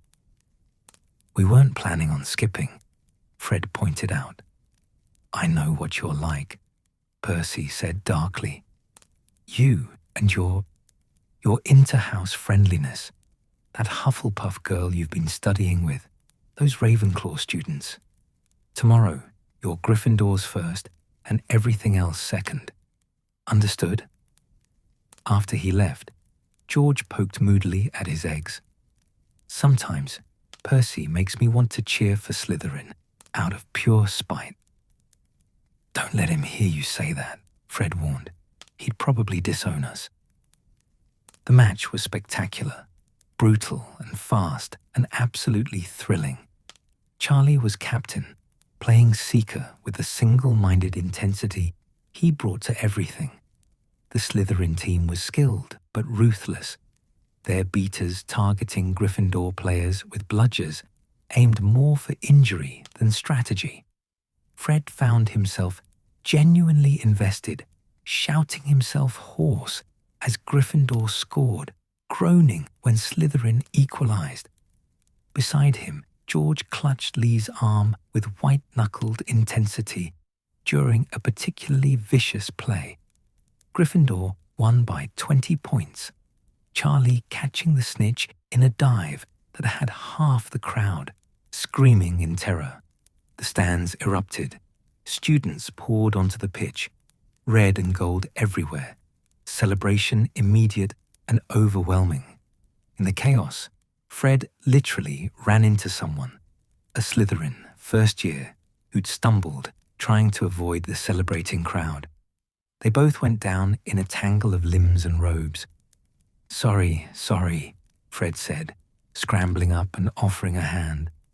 The boy took it, wincing. "My ankle. I think I twisted it." He had dark hair and sharp features, the kind of face that would probably be called aristocratic when he was older. His Slytherin robes were expensive, perfectly tailored, nothing like Fred's hand-me-downs. But his grey eyes held pain and embarrassment in equal measure. "Can you stand?" Fred asked. "I don't know. Everyone's pushing." George appeared, taking the boy's other arm. "Come on, we'll get you clear." They half carried him to the edge of the pitch, away from the celebrating masses. The boy was light, almost fragile, and clearly mortified by the entire situation. "I'm fine," he insisted, trying to put weight on his ankle and immediately hissing in pain. "You don't need to. You're Gryffindors. You just won. You should be celebrating." "We'll celebrate after we make sure you're not permanently injured," Fred said firmly. "What's your name?" "Theodore." "Not." He said it like he expected recognition, possibly fear. When neither came, some of the tension left his shoulders. "My father says your kind, Gryffindors, are all reckless glory seekers who care more about showing off than about who gets hurt." "Your father sounds delightful," George observed. Theodore blinked, then gave a startled laugh. "He's actually rather terrifying." "Most fathers are," Fred said. "Ours included, when we accidentally turned his best tea set into snails." They got Theodore to the hospital wing. Madame Pomfrey tutted about foolish children and Quidditch, but fixed his ankle in seconds, and were turning to leave when Theodore called after them. "Why'd you help me? We're rival houses. Your team just beat mine. By all rights, you should have left me there." Fred considered the question seriously. "Because you were hurt and needed help. Being in different houses doesn't make us enemies. It just means we sit at different tables." Theodore studied them with an intensity that was slightly unsettling. "Not many people think like that." "Maybe more should," George suggested. Later, trudging back to Gryffindor Tower in the gathering dusk, Fred felt something settle into place. They'd stood up to bullies for Lee's brother. They'd befriended Beatrice from Hufflepuff. They'd helped Theodore not, despite house rivalry and Slytherin's loss. "Three corners," George said quietly, clearly following the same train of thought. "Hufflepuff, Ravenclaw, Slytherin. Bridges to each house." "Think it's enough?" Fred asked. "Only one way to find out." That night, after their roommates slept, they retrieved the parchment from its hiding place under Fred's mattress. Fred smoothed it out on his bedspread, hands trembling slightly with anticipation. He wrote carefully, "We found your three corners. Hufflepuff, Ravenclaw, Slytherin. We built bridges instead of burning them. Is that what you meant?" The parchment absorbed the ink. For a long moment, nothing happened. Then words began to appear, in handwriting they'd seen before. "Mr. Mooney commends the young Weasleys on their progress. Building bridges is indeed a form of magic, arguably more difficult than any taught in these halls." Different handwriting joined it. "Mr. Prongs agrees. Loyalty to house is important, but loyalty to friends transcends arbitrary boundaries." A third hand, untidy and energetic. "Mr. Padfoot notes that helping a Slytherin after your house defeated them shows remarkable character, or remarkable stupidity. Possibly both." And finally, a fourth hand, careful and measured. "Mr. Wormtail suggests that proving one's worth is an ongoing process, not a single achievement." "But you've made a promising start." Fred's heart hammered. 4 of them. The parchment represented 4 people: Mooney, Prongs, Padfoot, and Wormtail. Students who'd been friends across houses, who'd found their own way through Hogwarts. "Who are you?" he wrote. "Really?" The response came quickly. "We are who we chose to be, not who others expected. We are mischief makers and map makers, loyal to friends above all else. We are the Marauders. And this parchment is yours now, if you prove worthy of it. Find the 4 corners, not of houses, but of identity. Find courage, loyalty, intelligence, and ambition in yourselves. Master the castle's secrets. Then speak the words, 'I solemnly swear that I am up to no good.'" The parchment went silent. Fred showed George, who read it 3 times before speaking. 4 corners, George said slowly. The house's qualities: courage, loyalty, intelligence, ambition. We need to prove we're more than just Gryffindor. We need to become who we choose to be, Fred said, remembering Prong's words. Not just more Weasleys. Outside their tower windows, the stars wheeled through their ancient patterns. Somewhere in the castle, the fat lady sang her nightly songs. House elves tended fires in empty common rooms. Portraits gossiped about the day's events. And 2 first-year Gryffindors sat with a piece of enchanted parchment that promised to reveal secrets, if they could prove they deserved them. Fred, George said, yeah, I think we just made real friends today. Not just people we know, but actual friends who trust us. Yeah, Fred agreed. We did. It felt more significant than any spell they'd learned, any passage they'd found. They'd learned that mischief without compassion was just cruelty, that laughter meant nothing if it came at someone else's expense, that being Fred and George meant being loyal, brave, clever, and ambitious enough to break the rules everyone else accepted without question. They were starting to understand who they could choose to be. Spring arrived at Hogwarts with the gradual insistence of magic itself. Snow melting into rushing streams, buds appearing on the beech trees by the lake, and a collective restlessness spreading through the student body like a benign contagion. The castle's windows were thrown open to air out the stuffiness of winter, and students sprawled on the grounds during breaks, faces turned toward the strengthening sun. Fred and George had spent the winter months proving themselves worthy of the parchment's secrets. They'd excelled in charms. Flitwick had awarded them 10 points each for a perfectly executed banishing charm. They'd befriended students from every house, their table in the library becoming an unofficial meeting place for anyone who cared more about curiosity than house rivalry. They'd explored 17 more passages, mapping them carefully in a notebook they kept hidden under a loose floorboard. And they'd experimented. Beatrice had been true to her word about the Hufflepuff common room.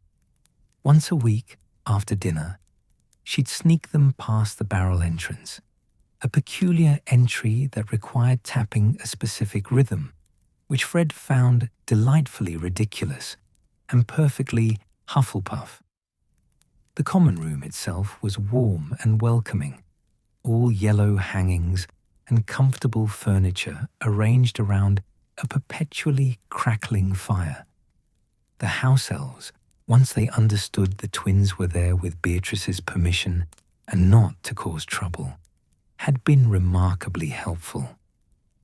A house elf named Pipsy had a particular talent for acquiring spare potions ingredients that Professor Snape wouldn't miss.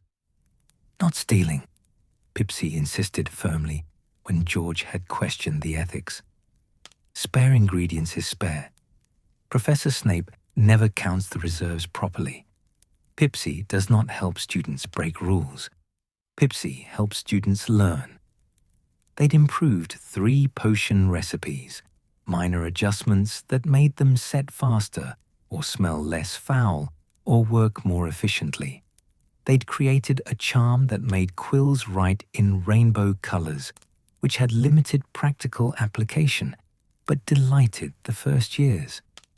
They'd even managed a simple version of a dung bomb, though the smell had been so catastrophic that Beatrice had banned all future odor-based experiments.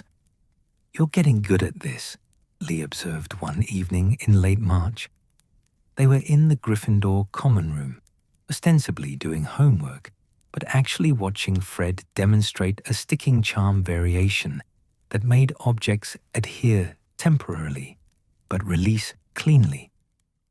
"Good at what?" Fred asked. making his quill stick to the ceiling. Making magic your own, Lee said thoughtfully. Most of us just learn spells the way they're taught. You two figure out what they could be. It was true, Fred realized. They'd stopped trying to be adequate and started trying to be creative.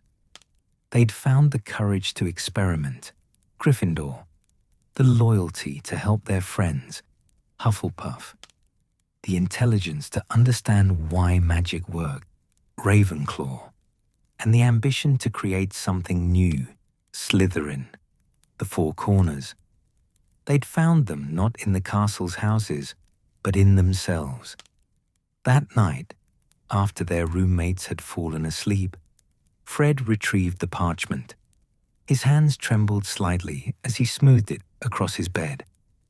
"Ready?" he whispered to George. "Absolutely not," George whispered back. "Do it anyway." Fred touched his wand to the parchment and spoke the words, "I solemnly swear that I am up to no good." For a heartbeat, nothing happened. Then ink began to spread across the parchment like water, flowing into lines and shapes and words. The heading appeared first, in elegant script. Messrs. Mooney, Wormtail, Padfoot, and Prongs purveyors of aids to magical mischief makers are proud to present the Marauder's Map. Fred's breath caught. The ink continued spreading, revealing the castle in impossible detail. Every corridor, every classroom, every secret passage marked and labeled. But more than that, tiny dots moved across the map, each labeled with a name. Students in their dormitories, professors in their offices, Filch on his rounds, Mrs. Norris padding beside him. "It's everyone," George breathed, leaning over Fred's shoulder. "Everyone in the castle. And look, there we are." 2 dots labelled Fred Weasley and George Weasley sat in Gryffindor Tower, first-year boys' dormitory. Fred watched as a dot labelled Kenneth Towler shifted position, presumably rolling over in his sleep. "This is the most magnificent thing I've ever seen," Fred whispered.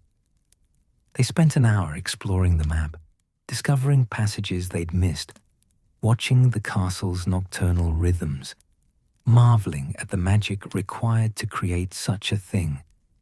The Marauders, whoever they'd been, had mapped every inch of Hogwarts and enchanted the parchment to track every person within its walls in real time. "With this," George said slowly, "we could go anywhere, do anything, never get caught."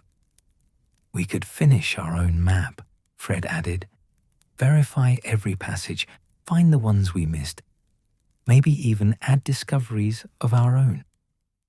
An idea was forming, nebulous but exciting. They'd spent the year learning, experimenting, testing boundaries. What if they created something? Not just improved a potion or modified a charm, but actually invented something new. Something that was entirely Fred and George. Over the next few weeks, they threw themselves into research with an intensity that surprised even them. They haunted the library, pulling books on charms, transfiguration, and magical theory.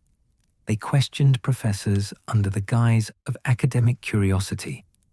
Flitwick was particularly helpful, delighted by students showing genuine interest beyond exam requirements. "What are you two planning?" Lee asked one evening, watching them pore over advanced charm work with unusual focus. "An experiment," Fred said vaguely. "A big one," George added. "Should I be worried?" "Probably," they said in unison. The inspiration had come from an offhand comment Charlie made during Easter holidays, which most students spent at home, but the twins had stayed at Hogwarts. Charlie had written about dragons breathing fire, and Fred had wondered, could magic create controlled combustion? Beautiful, harmless, spectacular fire. Fireworks. Magical fireworks that responded to the caster's intent, that could form shapes and colours impossible in the Muggle world. Weasley wildfire whiz-bangs, Fred had scribbled in his notebook, though George argued for Weasley Wizard Wheezes Wonder Sparks. We haven't created Weasley Wizard Wheezes yet, Fred had pointed out. Yet, George had emphasized, but we will. And when we do, everything we make should have the name. They'd settled on Wildfire Whiz-Bang as a working title. The theory was sound, combining a modified Bluebell Flames charm, which produced harmless fire, with transfiguration elements to create shapes, and adding layers of charms work for colors and movement. Simple, really. The execution was murderously difficult. Their first attempt, conducted in a disused classroom on the 7th floor, produced a pop and a puff of smoke that smelled like burnt hair. The second created flames that were definitely not harmless. They'd had to dump an entire bucket of water to extinguish the desk they'd accidentally set ablaze. The third worked beautifully for approximately 5 seconds before exploding in a shower of sparks that singed Fred's eyebrows. Maybe we should stop, George suggested, beating out a small fire on Fred's robes. Or maybe we're close, Fred countered, studying his notes. The explosion means there's too much energy. We need to bleed it off gradually, create a sustained reaction instead of an instantaneous one. They worked for weeks, testing variables, adjusting wand movements, modifying incantations. Beatrice helped source ingredients. Lee provided test spaces and kept watch for professors. Theodore Knott, who'd become a cautious friend, snuck them a book from the Slytherin common room about pyrotechnics in wizarding celebrations. By mid-April, they had something that almost worked, a spell that created floating spheres of colored fire that drifted harmlessly before dissipating. Beautiful but controlled, magical but safe. It needs more, Fred said, watching their creation fade. More spectacle, more joy. More chaos, George suggested. Controlled chaos, Fred corrected. They added a banishing charm element to make the spheres move in patterns. They incorporated a sound charm for whistles and pops. They layered colors that shifted and changed. Each addition required careful calibration. Too much power, and the whole thing would explode. Too little, and it would fizzle disappointingly. The first week of May, they thought they had it. This is it, Fred said, studying their spell work with tired satisfaction. They'd been at this for hours, and his wand arm ached from repetitive casting. This version should work. Should, George emphasized. Will, Fred insisted. They'd planned to test it in their usual 7th floor classroom, but Lee had mentioned that most students would be at the Quidditch final that afternoon, Ravenclaw versus Hufflepuff. The entrance hall would be empty, and didn't their creation deserve a spectacular debut? We're really doing this, George asked as they positioned themselves in the entrance hall, the Marauders map confirming that everyone except Filch, currently on the 4th floor, was either at the match or in their offices. We're really doing this, Fred confirmed, excitement and nervousness warring in his chest. They'd spent months learning, experimenting, creating. This was their moment to prove they were more than just more Weasleys, more than adequate students. They were inventors, innovators, mischief makers in the truest sense. Fred raised his wand. George mirrored him. Together, they spoke the incantation they'd crafted. Lumos Celebratio Maxima. A sphere of golden fire burst from their wands, hovering at eye level. It was beautiful, pulsing gently, warm but not hot, about the size of a quaffle. Fred felt a surge of triumph. Then the sphere split into 2, then 4, then 8. "That's not supposed to happen," George said, voice tight. The spheres began multiplying exponentially, filling the entrance hall with dozens, then hundreds of floating fire orbs. Still harmless, still beautiful, but utterly out of control. They drifted into corridors, up staircases, through open doorways. "Stop the spell," Fred said, but the spell had taken on a life of its own. The magic they'd so carefully layered had cascaded into uncontrolled reproduction, each sphere spawning more, the entrance hall becoming a sea of golden fire. An alarm started, high and piercing, the castle's automatic response to uncontrolled magic. Doors began slamming shut, the ancient protective enchantments activating. A sphere drifted into a tapestry and stuck there, spawning more against the fabric. "Finite incantatum," Fred shouted, but his counterspell was too weak. George joined him, both casting simultaneously, but the spheres kept multiplying. A first-year girl appeared from a side corridor, took one look at the chaos, and burst into tears. More students were arriving now, drawn by the alarm. A Hufflepuff boy tried to walk through the entrance hall and was immediately surrounded by spheres, trapping him in a cage of harmless but impassable fire. "Oh God," Fred breathed. "George, people are getting trapped." This wasn't mischief anymore. This was dangerous. This was exactly what they'd promised never to do. Put spectacle above safety, chaos above care. Professor Flitwick arrived, his small form somehow commanding despite the chaos. He assessed the situation in seconds, his wand moving in complex patterns. "Everyone stay calm. The fire won't hurt you, but don't touch it." Professor McGonagall appeared next, her expression cycling from confusion to understanding to fury in rapid succession. She joined Flitwick, their combined magic creating a containment field that stopped the spheres from spreading further. But the trapped students, 3 now, Fred could see, including the crying first year, couldn't be reached. The spheres formed too dense a barrier, and while harmless individually, hundreds pressed together created an impenetrable wall. Fred made a decision. He pushed forward before George could stop him, forcing his way into the densest cluster of spheres surrounding the Hufflepuff boy. The fire didn't burn, but the magical pressure was intense, like moving through water made of light. He could feel his own magic being drained, the spheres feeding on any power source near them. "Fred, stop!" McGonagall's voice, sharp with fear.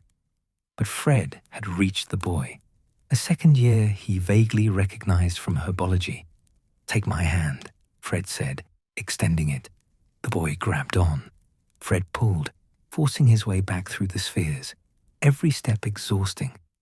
His vision started to blur at the edges, his magic depleting dangerously fast. Then George was there, adding his strength, and together they hauled the boy out into clear space.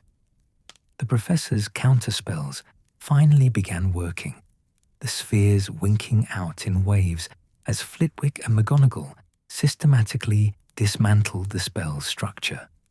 It took 15 minutes, but eventually the entrance hall was clear, just scorched tapestries and exhausted students remaining.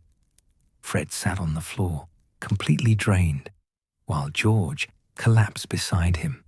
Around them, students were being checked by the professors, but miraculously, no one was seriously hurt. Frightened, yes. The first year was still crying, being comforted by a prefect, but safe. McGonagall approached them, her expression terrible in its controlled fury. My office, she said quietly. Both of you. Now. The walk to her office felt like a funeral procession. Fred's legs shook from magical exhaustion, but worse was the crushing weight of their failure. They'd wanted to create something joyful, something spectacular. Instead, they terrorized first years and put students in danger. McGonagall's office was circular, lined with books and strange silver instruments that whirred and spun.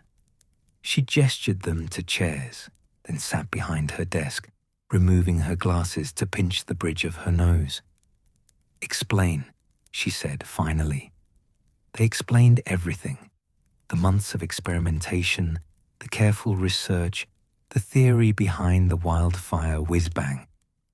They didn't make excuses. They tested variables, but not the spell's propagation limits.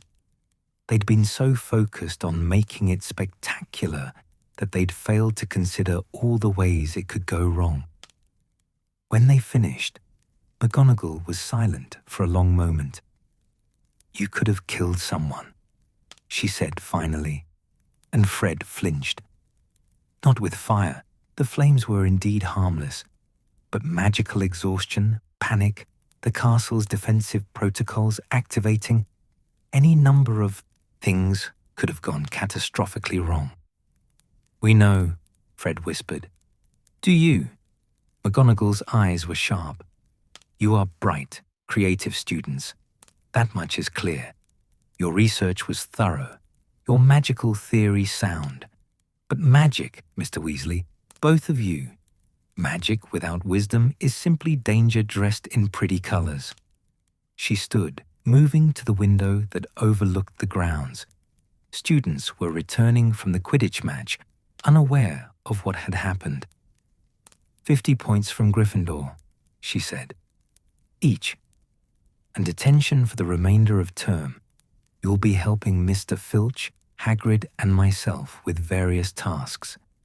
You'll also write a comprehensive analysis of where your spell went wrong and how it could be corrected, to be submitted to Professor Flitwick. "Yes, Professor," they said in unison.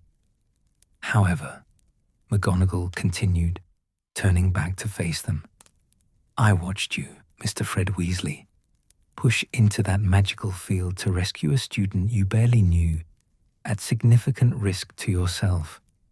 I watched you, Mr. George Weasley, follow without hesitation to help your brother. That took genuine courage." Something loosened slightly in Fred's chest. "You made a terrible mistake today," McGonagall said, "but you also demonstrated that beneath your desire for mischief lies genuine care for your fellow students. That matters. Remember it." They nodded, not trusting their voices. "Dismissed. I expect you in my office tomorrow at 7 o'clock sharp for your first detention." They trudged back to Gryffindor Tower in silence, the password given automatically to the fat lady, who looked at them with unusual sympathy. The common room erupted in questions when they entered. Word had clearly spread, but Fred couldn't face the curiosity, the judgment, the disappointment. He and George climbed to their dormitory and closed the curtains around their beds. "Fred," George's voice came through the fabric. "Yeah? We really mucked that up?" "Spectacularly," Fred agreed, then despite everything, felt a laugh bubble up. Literally spectacularly. It was magnificent for about 30 seconds. "Before it became a disaster," George said, but he was laughing too, the slightly hysterical laughter of relief and exhaustion and shame all mixed together. They'd failed. Publicly, catastrophically failed. Lost 100 points for their house. Earned weeks of detention. Terrified first years and disappointed professors. But Fred had also learned something crucial. That mischief without compassion was cruelty. That spectacle without safety was danger. that their gift for chaos carried profound responsibility. They were Fred and George, pranksters and inventors and mischief makers. But they were also students who would risk magical exhaustion to save a classmate they barely knew. That had to count for something. The sun rose over Hogwarts with the cheerful indifference of nature to human misery. Fred woke to the sound of Lee Jordan trying to coax Aragog back into his carrying case. Wayne Hopkins muttering about Quidditch statistics in his sleep, and the crushing memory of yesterday's disaster settling over him like a lead blanket. 100 points lost, weeks of detention, the terrified face of that first-year girl, tears streaming down her cheeks as golden fire orbs surrounded her. Fred's stomach churned. "You awake?"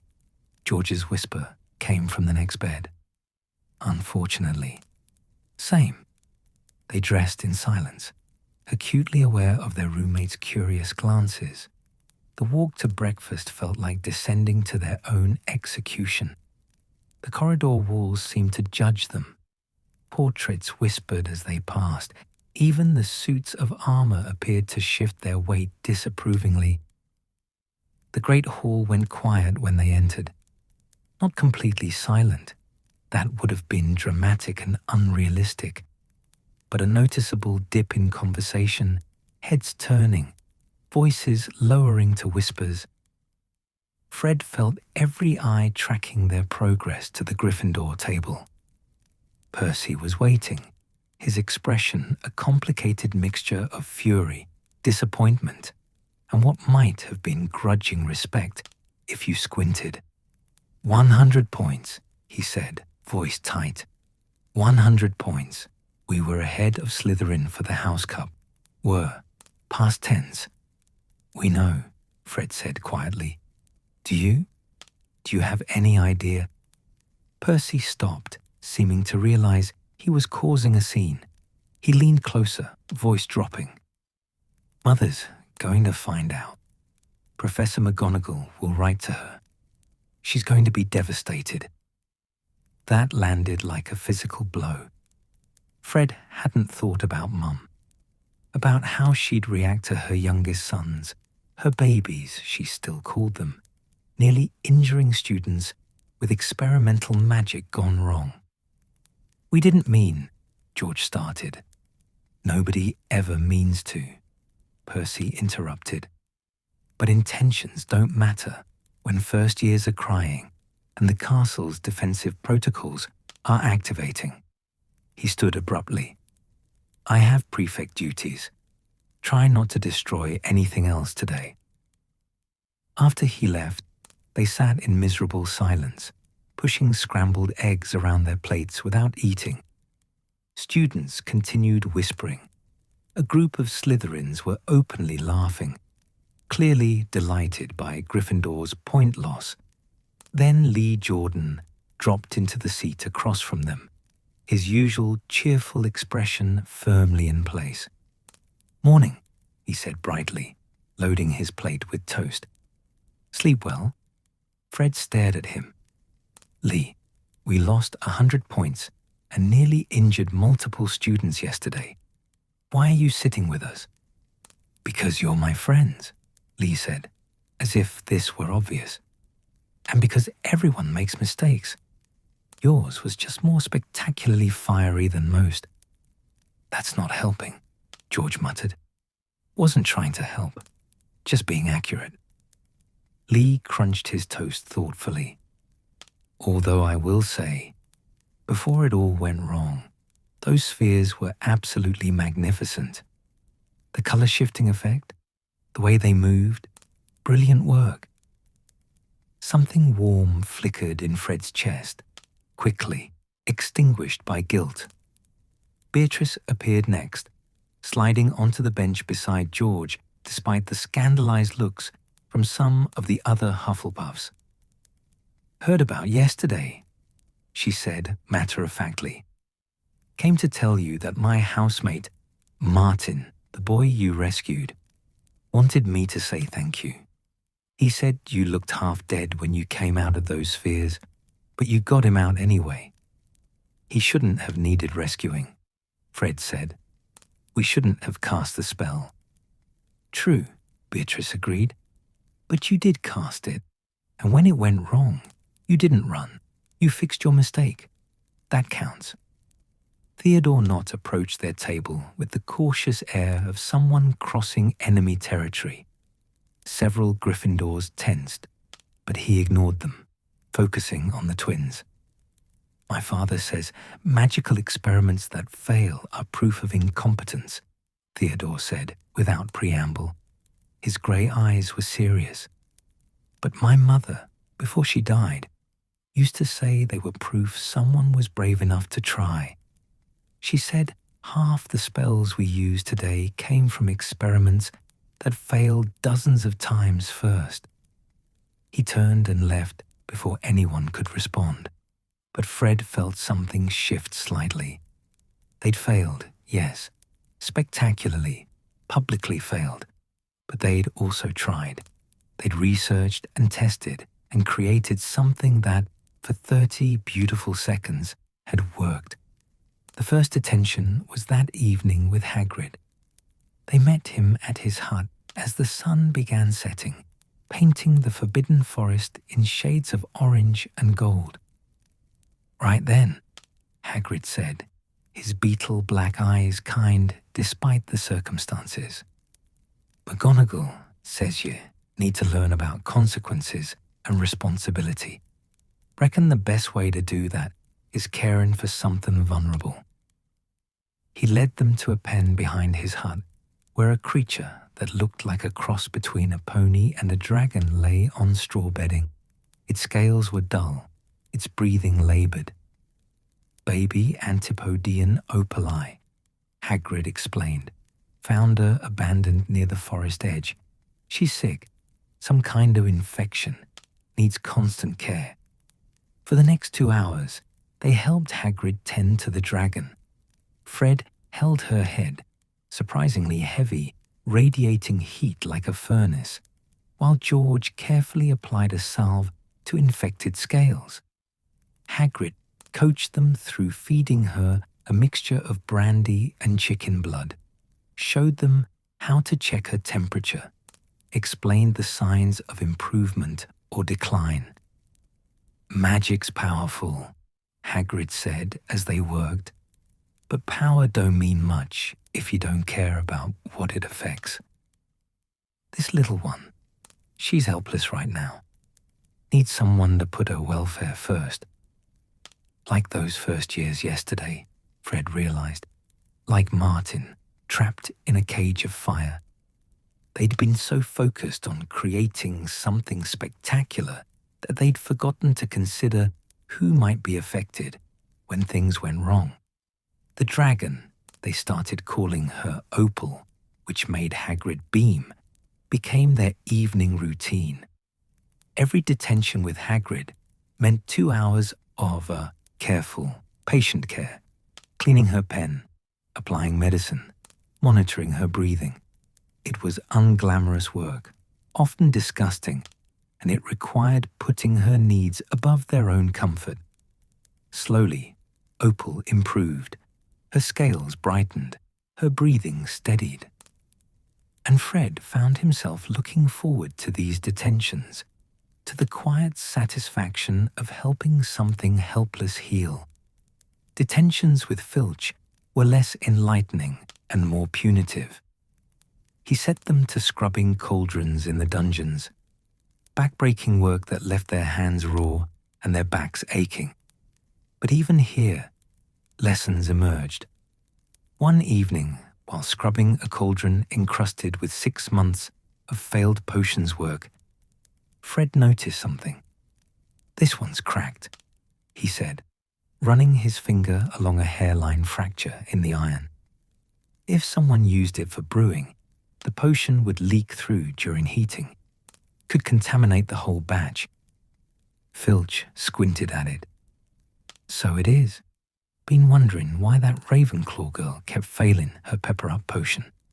Probably this cauldron's fault." You could tell Professor Snape, George suggested, so she doesn't get blamed for faulty equipment. Filch looked at them suspiciously, as if kindness toward a student might be a trick.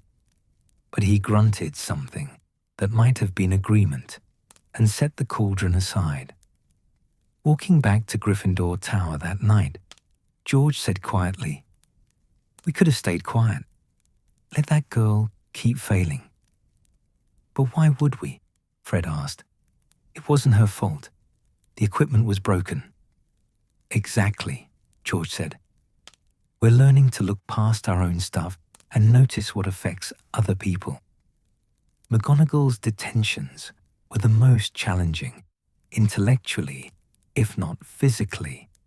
She set them to cataloguing the Transfiguration Department's creature specimens, hundreds of jars containing preserved examples of successful and failed transfiguration attempts. "This mouse," she said one evening, holding up a jar containing a partially transfigured teacup mouse hybrid, was created by a fifth-year student who thought they knew better than centuries of established technique. The student attempted an advanced transfiguration without proper preparation. The mouse was permanently damaged, unable to eat, unable to move properly, suffering until I could mercifully end its existence. Fred stared at the preserved creature, horror crawling up his spine. "Magic is not a toy," McGonagall continued.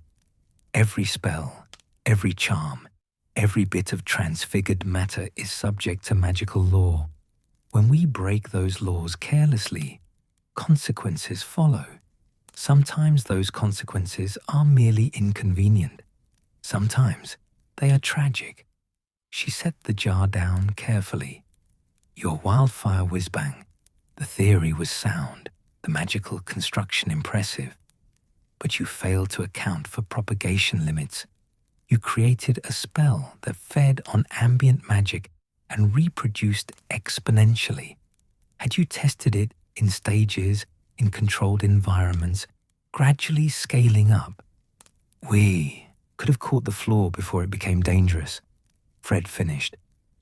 "Precisely. Innovation requires courage, yes, but also patience, caution, respect for the magic you're manipulating."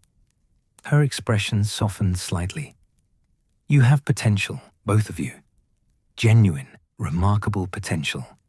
But potential without wisdom is simply power waiting to cause harm." They spent weeks cataloguing specimens, each one a lesson in magical failure and its consequences. Fred found himself studying them, not with horror, but with genuine interest, understanding what had gone wrong, how the magic had twisted, what warning signs might have prevented the failure.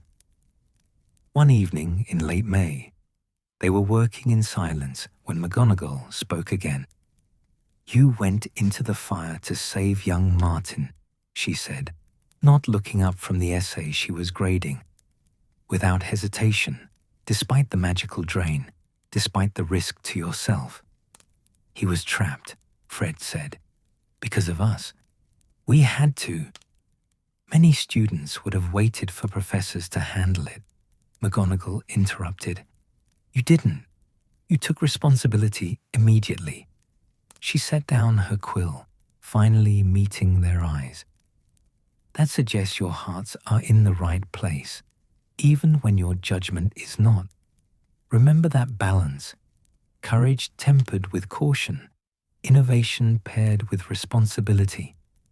The detentions continued through the end of May and into June as exams approached and the weather turned gloriously warm.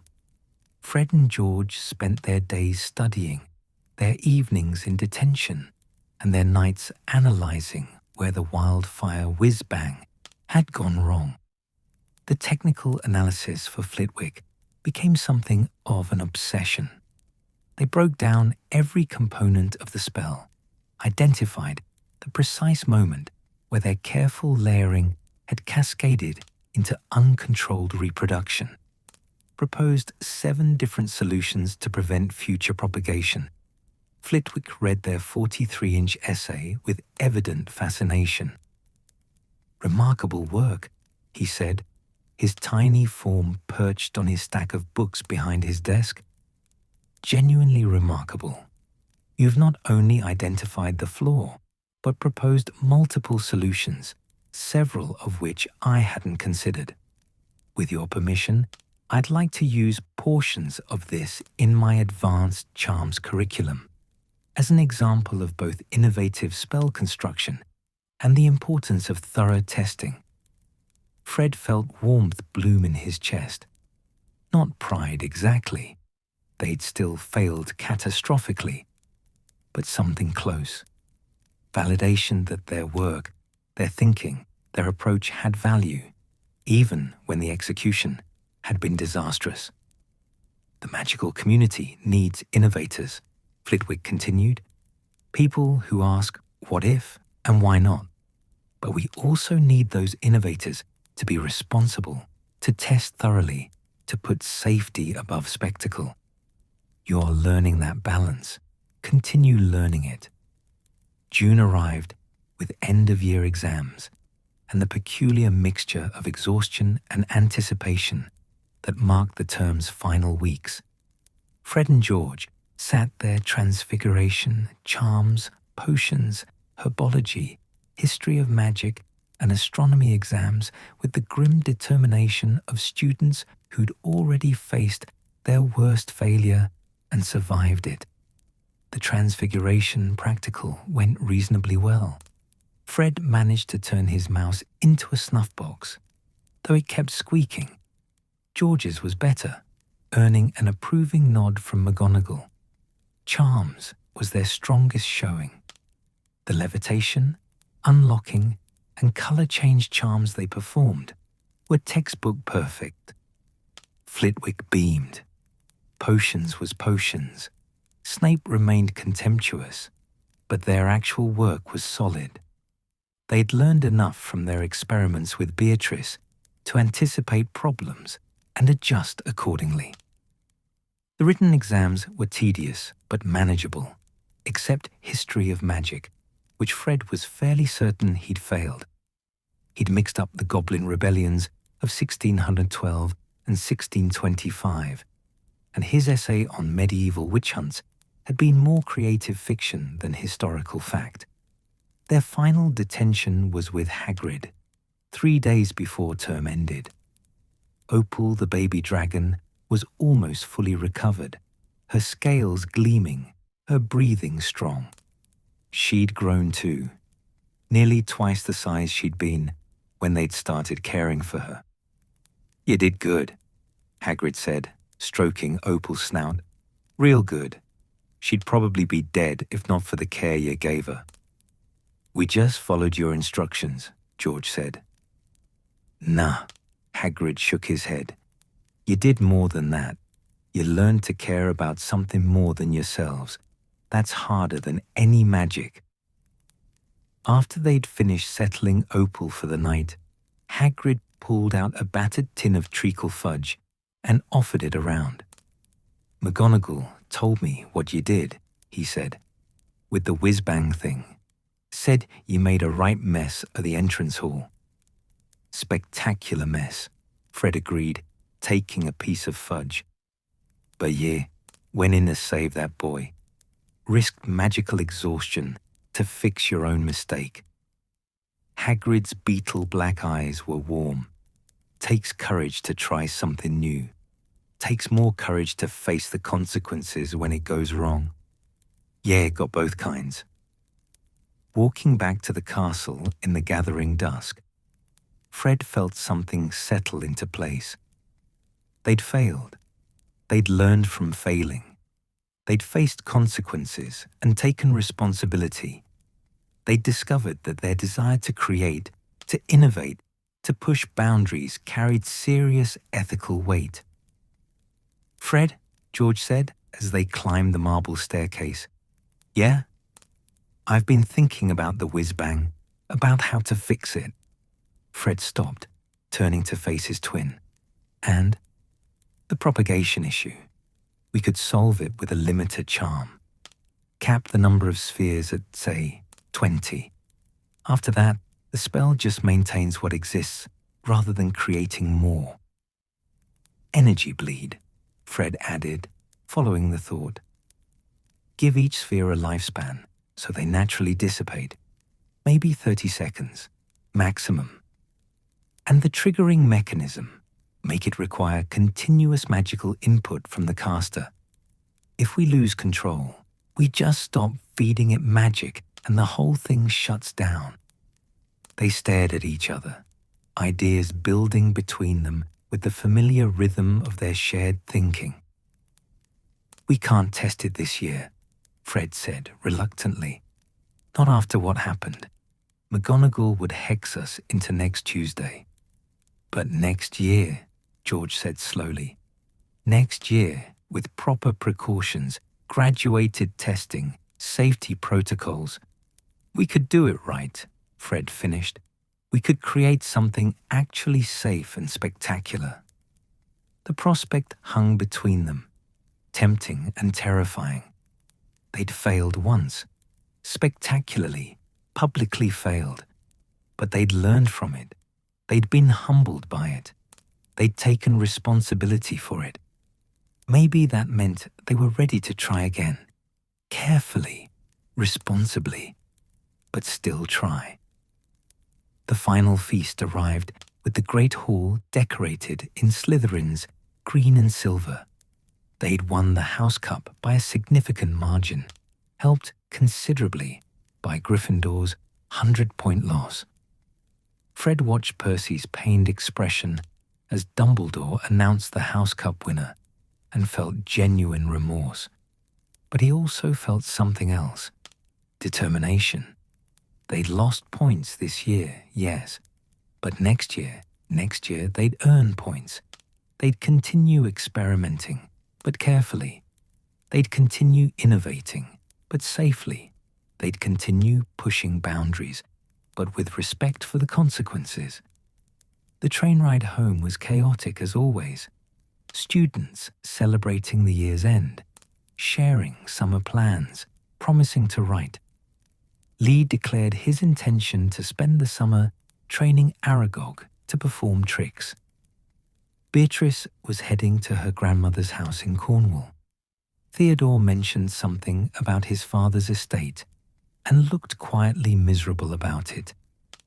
As the Hogwarts Express pulled into King's Cross Station, Fred and George gathered their trunks, still containing the Marauder's map, carefully hidden, and their notebooks full of experimental notes and passage maps.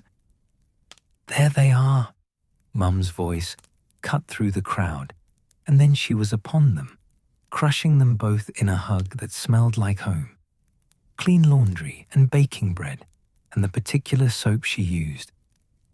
"Let me look at you," she said, pulling back. Her eyes were stern but warm. "I got a letter from Professor McGonagall about an incident with magical fire and frightened first years and spectacular irresponsibility." "We're sorry, Mum," they said in unison. "Sorry's a start," she said crisply. Then her expression softened. "But the letter also said you went into danger to save a student, that you took responsibility immediately, that you worked hard through your detentions and wrote a brilliant analysis of your mistakes." She cupped both their faces. "I'm disappointed in your judgment, but proud of your hearts. Remember that balance." Dad appeared, grinning his usual easy grin, and ruffled their hair. Bill and Charlie were there too, home from Hogwarts already, looking amused. "Heard you turn the entrance hall into a fireworks display," Charlie said. "Legendary." "Heard you nearly got expelled," Bill added. "Less legendary." "We learned from it," Fred said quietly. "Good," Bill replied, suddenly serious. "That's what matters. Not that you failed, but that you learned." As they loaded the car, a process involving Fred's magical expanding charm that Dad had rigged up. Fred looked back at the barrier between platforms 9 and 10. Beyond it lay Hogwarts, sleeping now for the summer, waiting for their return. They'd survived their first year. They'd found secret passages and made real friends across house boundaries. They'd created something spectacular that had failed catastrophically. They'd learned that their gift for mischief carried profound responsibility. And they'd discovered that Fred and George meant being loyal enough to help a Hufflepuff with potions, brave enough to rescue someone from their own magical mistake, clever enough to analyze where they'd gone wrong, and ambitious enough to try again. The four corners. They'd found them in themselves.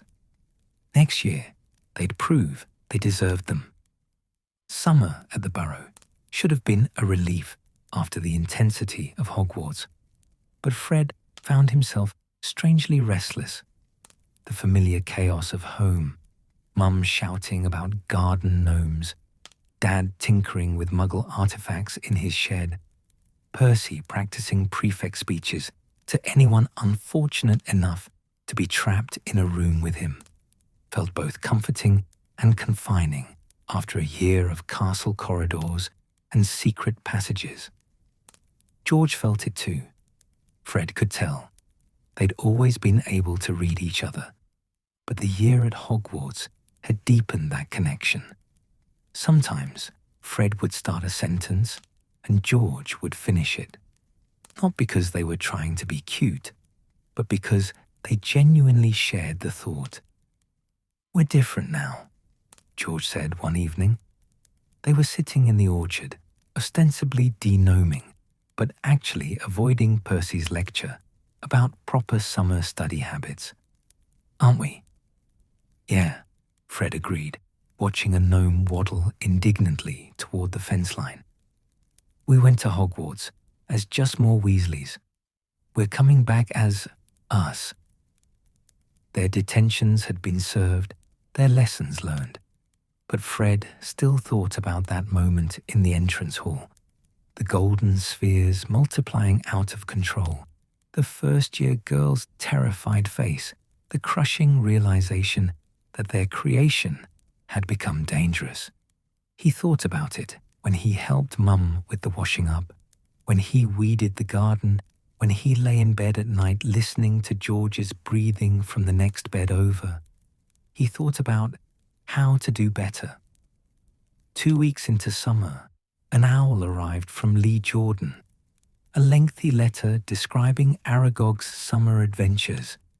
He caught a moth the size of my hand, brilliant, and including several sketches of what Lee called improved whiz-bang designs, based on Fred and George's technical analysis. "He's been thinking about it too," George observed, studying these Saii sketches. "Look, he's proposed a containment field that would automatically activate if the spell exceeded safe parameters." "That's actually brilliant," Fred said. "Self-regulating magic. Why didn't we think of that?" A week later, Beatrice sent a package containing 3 books on controlled magical reactions, a tin of her grandmother's biscuits, and a note. Thought these might help with future experiments. The key to innovation is learning from failure without fear of it. Also, the biscuits are excellent. The biscuits were indeed excellent. Even Theodore Nott sent a brief letter, carefully formal, mentioning that his family library contained several volumes on pyrotechnic spells if they were interested.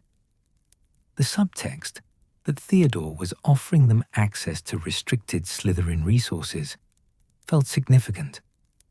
"They're not letting us forget," Fred realized. "Not the failure, but the potential. They think we can still do this." "Can we?" George asked. Fred considered. They'd failed once, yes, spectacularly, but they'd also learned about magical theory, about responsibility, about the weight that came with creation. McGonagall's words echoed. Innovation requires courage, yes, but also patience, caution, respect for the magic you're manipulating. We can, Fred said finally, but we do it right this time. Graduated testing, safety protocols, multiple fail-safes. They spent the rest of summer planning, not building. They weren't foolish enough to attempt experimental magic at home where Mum might catch them, but designing. They filled notebooks with sketches and calculations, incorporating Lee's containment field idea, adding Beatrice's suggestions about controlled reactions, researching the pyrotechnic theory from Theodore's recommended books. Bill found them one afternoon in the orchard, surrounded by parchment, covered in magical formulae. "Planning your next disaster?" he asked, but his tone was curious rather than judgmental. "Planning to do it right," Fred corrected.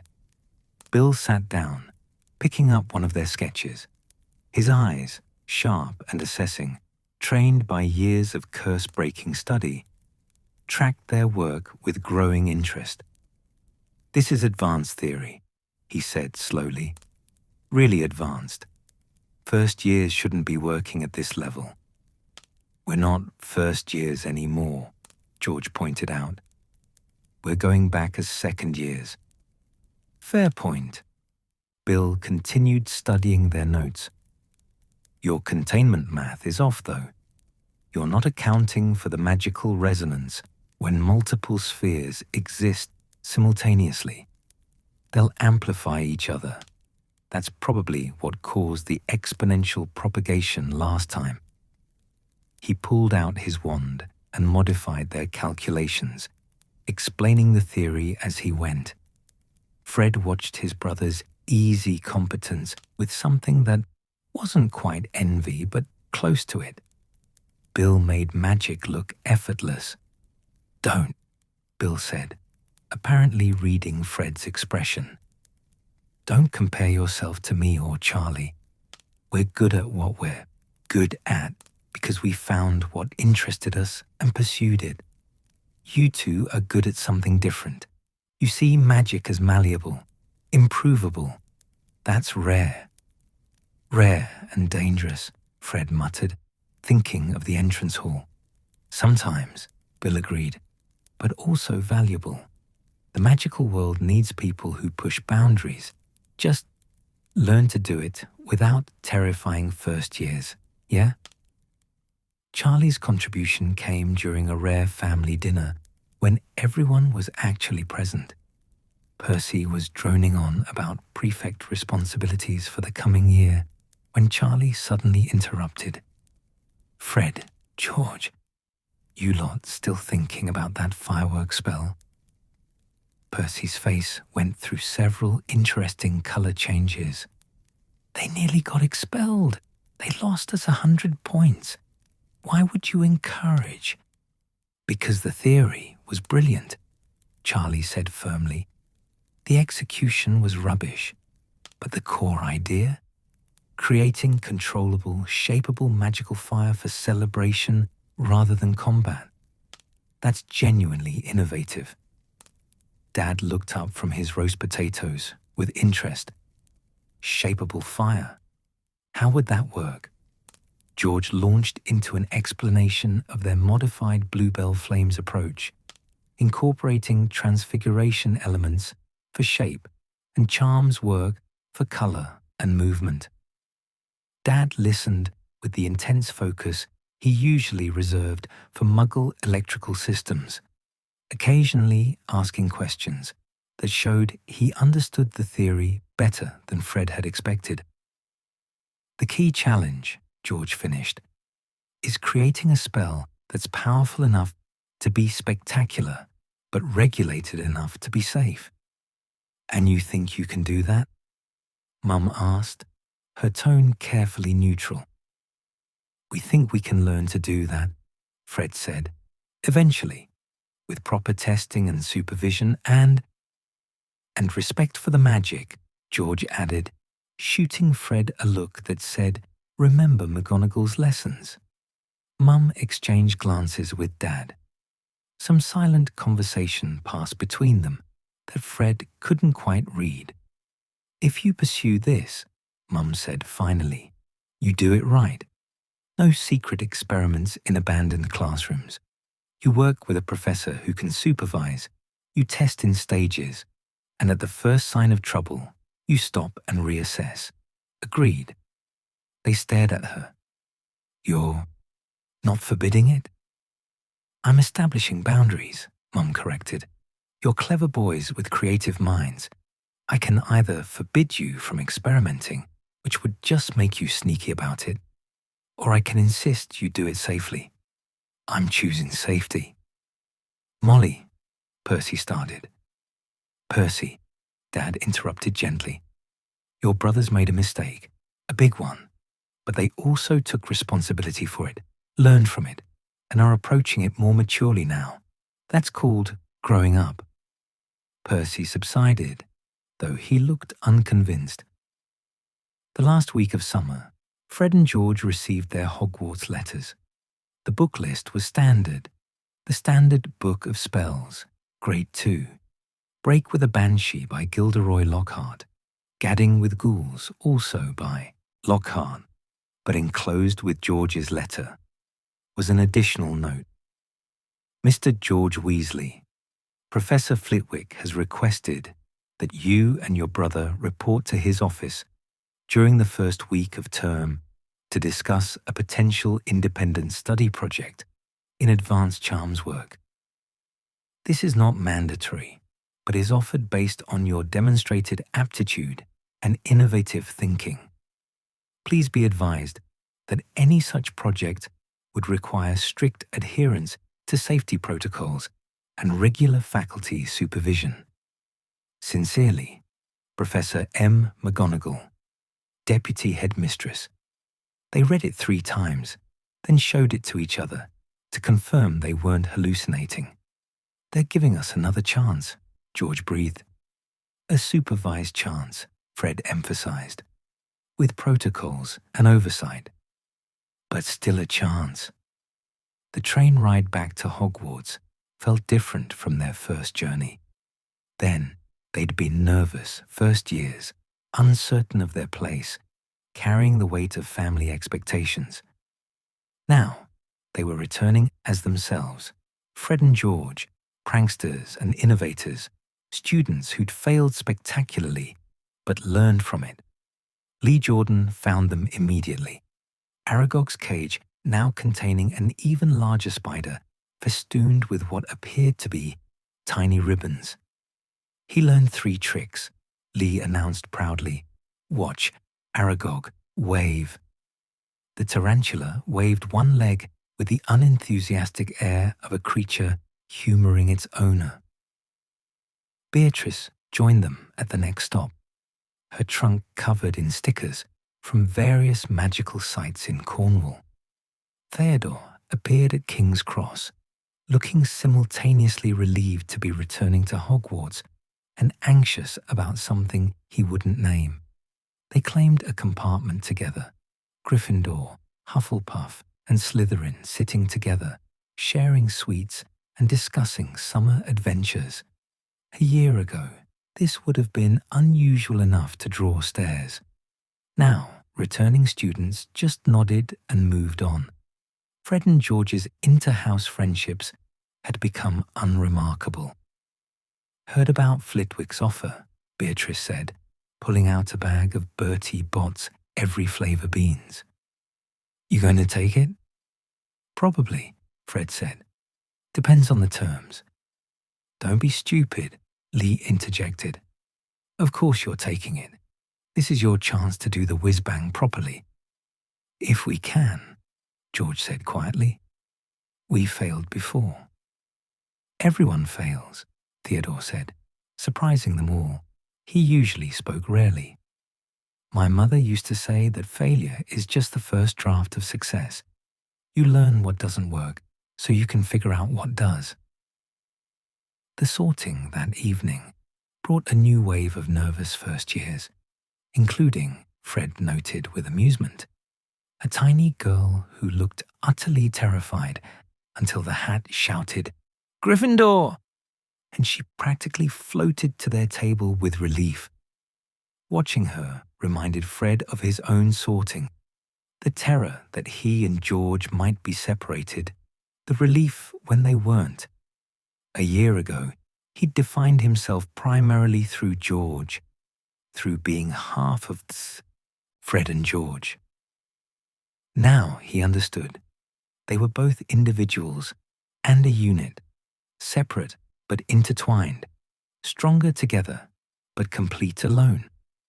The feast was magnificent as always, but Fred found his attention drifting to the staff table. McGonagall caught his eye and gave the tiniest nod, acknowledgement, perhaps, or approval. Flitwick beamed at them. Even Snape's contemptuous sneer seemed slightly less pronounced, though that might have been wishful thinking. After the feast, after Dumbledore's welcome speech, and the traditional warnings about the Forbidden Forest, Fred and George made their way to Gryffindor Tower with the familiar crowd of students. The fat lady's portrait greeted them like old friends. "Welcome back, dears. Password." "Wattlebird," Percy supplied crisply, already in full prefect mode. The common room was exactly as Fred remembered, scarlet and gold, warm and welcoming, the fire crackling cheerfully. But it felt different too. Last year, they'd been trying to prove themselves. This year, they just had to be themselves. Their dormitory mates greeted them enthusiastically. Lee immediately released Aragog, who scuttled up to his favorite spot on the windowsill. Wayne Hopkins launched into an analysis of last year's Quidditch statistics and predictions for the coming season. Kenneth Towler was already unpacking his books in alphabetical order. That night, as the castle settled into sleep, Fred and George lay in their beds and talked quietly. McGonagall's note mentioned the entrance hall incident in her detention lectures, George said. But she also said we showed courage by taking responsibility. Hagrid said caring for Opal taught us about putting something else's welfare first, Fred added. And Flitwick said the magical world needs innovators who are also responsible. They were silent for a moment, processing the year, the failures and successes, the friendships formed, the lessons learned. "We went to Hogwarts, wanting to be noticed," Fred said slowly, "wanting to be different from Bill and Charlie and Percy, to be Fred and George instead of just more Weasleys. And we did that," George said, "though not quite how we planned." "No," Fred agreed. "We did it by failing, by caring, by learning that being noticed doesn't matter if you're not worth noticing." "Deep thoughts for midnight," George observed. "It's barely 11. "Close enough." Fred smiled into the darkness. Outside, the castle hummed with its familiar nocturnal sounds, portraits gossiping, suits of armor shifting, the wind against the towers. Somewhere in the dungeons, Snape was probably brewing something unpleasant. In the hospital wing, Madame Pomfrey was organizing her remedies. In the kitchens, house elves were already preparing tomorrow's breakfast. And in Gryffindor Tower, 2 second-year students lay awake, planning their future. The meeting with Flitwick happened 3 days into term.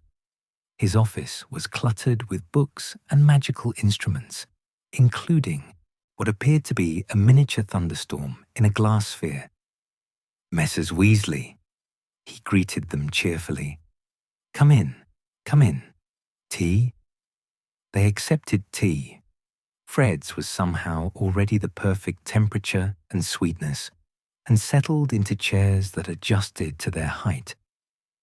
"I read your analysis of the wildfire whiz-bang failure," Flitwick began, his expression turning serious. Brilliant work. Genuinely brilliant. Your identification of the propagation flaw, your proposed solutions. Several professional spell designers would struggle to reach that level of analysis. Thank you, sir, they said together. However, Flitwick continued, brilliance in theory means nothing without wisdom in execution. So, you want to continue working on the whiz-bang spell, yes? They nodded. Then here are my conditions. First, all work happens under my direct supervision in a specially warded testing room. Second, you test each modification individually before combining elements. Third, at any point I deem the work unsafe, we stop immediately. Fourth, you maintain detailed notes of every test for review. And fifth, this is critical. You treat this as a learning experience, not a race to success. Understood? Yes, sir, Fred said, excitement building despite the strict conditions. Good. We'll start with theoretical work, understanding exactly why the propagation occurred. Then we'll rebuild from the ground up, testing each component. This could take months, years even. Are you prepared for that level of patience? Fred exchanged glances with George. A year ago, they would have rushed in, eager for spectacular results. Now? Yes, sir, George said firmly. We want to do it right. Excellent. We begin Thursday afternoons, 4 o'clock. Don't be late.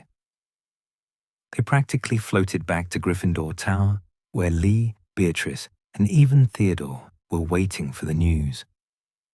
We're doing it, Fred announced. Actually, properly doing it. About time, Beatrice said, though she was smiling. Just don't blow up the castle this time. No promises, George said, but he was grinning. The work with Flitwick was painstaking, methodical, and absolutely fascinating. They started by stripping the spell down to its basic components, the modified bluebell flames, the transfiguration shaping, the charm's color work. Each element was tested individually, thoroughly, before being combined with anything else. Fred learned more about practical magic in those Thursday sessions than in all his regular classes combined. Flitwick didn't just teach them how to cast spells. He taught them why spells worked, what magical principles governed their behavior, how to predict interactions between different magical effects. Magic, Flitwick explained one afternoon, is fundamentally about intention married to power. You can have tremendous power and achieve nothing if your intention is unclear. Conversely, clear intention means little without sufficient power to manifest it. The art is balance. By October, they'd successfully created a basic version of the whiz-bang that produced 5 stable spheres that lasted exactly 30 seconds before dissipating. Not spectacular, but safe, controlled, reliable. Progress, Flitwick declared. Real, meaningful progress. Meanwhile, regular classes continued. Transfiguration with McGonagall, where Fred actually managed to turn a beetle into a button without leaving any legs. Herbology with Professor Sprout, who praised their careful handling of dangerous venomous tentacula. Even potions improved slightly. Snape remained contemptuous, but their actual work was competent enough that he couldn't find legitimate reasons to take points. Defense against the dark arts was taught by Gilderoy Lockhart, a man so spectacularly useless that Fred suspected he'd made up every story in his books. But even Lockhart's incompetence provided lessons, mainly about the difference between appearing impressive and actually being competent. November brought the first Quidditch match, Gryffindor versus Slytherin again. This time, Fred and George actually attended tryouts. Neither made the team. They were decent flyers, but not exceptional. But the trying itself felt important. They'd participated, attempted, risked failure publicly. That was growth too. The week before Christmas break, Flitwick called them to his office for a special session. "I've been corresponding with several colleagues in the Department of Magical Games and Sports," he said, eyes twinkling. "They're interested in your whiz-bang concept for potential use in celebrations, weddings, festivals, that sort of thing. If you continue developing it successfully, there might be commercial applications." Fred's heart skipped. Commercial? "Years down the line," Flitwick cautioned. "You're 12. You have a tremendous amount to learn. But yes, if you can create a safe, reliable, spectacular magical firework, there's definitely a market for it." "We could actually sell what we create," George said slowly. "Make a business of it." "Potentially, but that's thinking far ahead. For now, focus on learning. Master the craft before worrying about the commerce."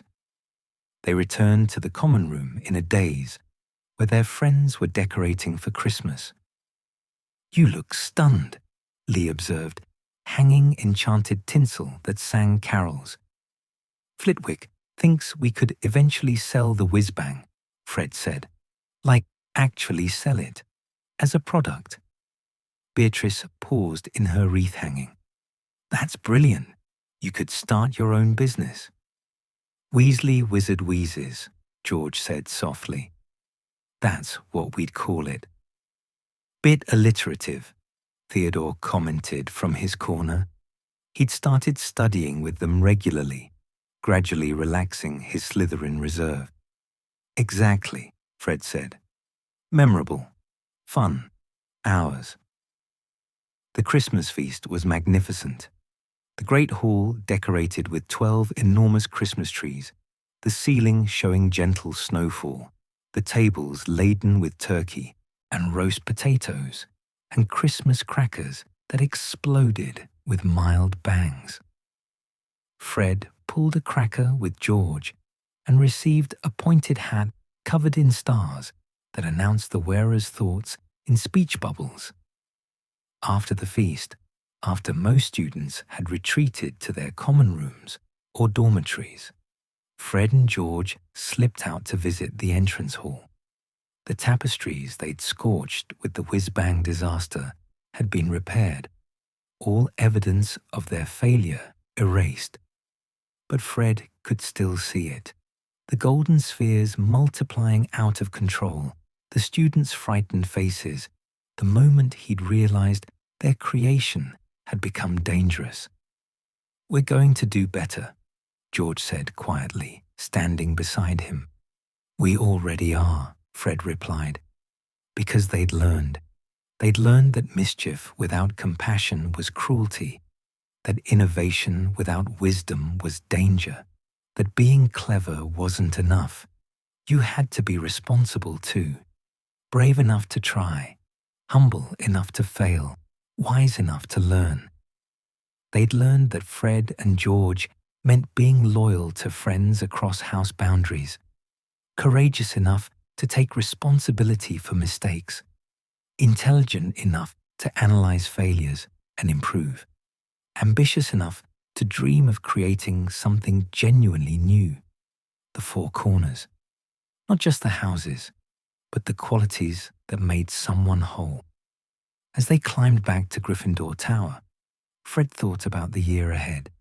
More work with Flitwick, more experiments carefully conducted, more friendships deepening across house lines, more discoveries, more learning, more becoming who they chose to be. The fat lady greeted them with her usual cheerful warmth. "Out for a walk, dears. The common room's lovely tonight. House elves have kept the fire extra warm." "Thanks," Fred said, meaning it. The common room was indeed lovely. Fire crackling, Christmas decorations glittering, their friends scattered across the furniture in comfortable chaos. Lee was teaching Aragog a new trick. Beatrice was reading by the fire. Even Theodore was there, having received permission to visit since most students were home for the holidays. This was home now too. Not just the burrow with its cheerful chaos, but Hogwarts with its ancient stones and moving staircases and endless secrets. This castle where they'd failed and learned and grown. "Fred," George said from the next armchair. "Yeah? We're going to be brilliant, aren't we, eventually?" Fred smiled. "Yeah, we are."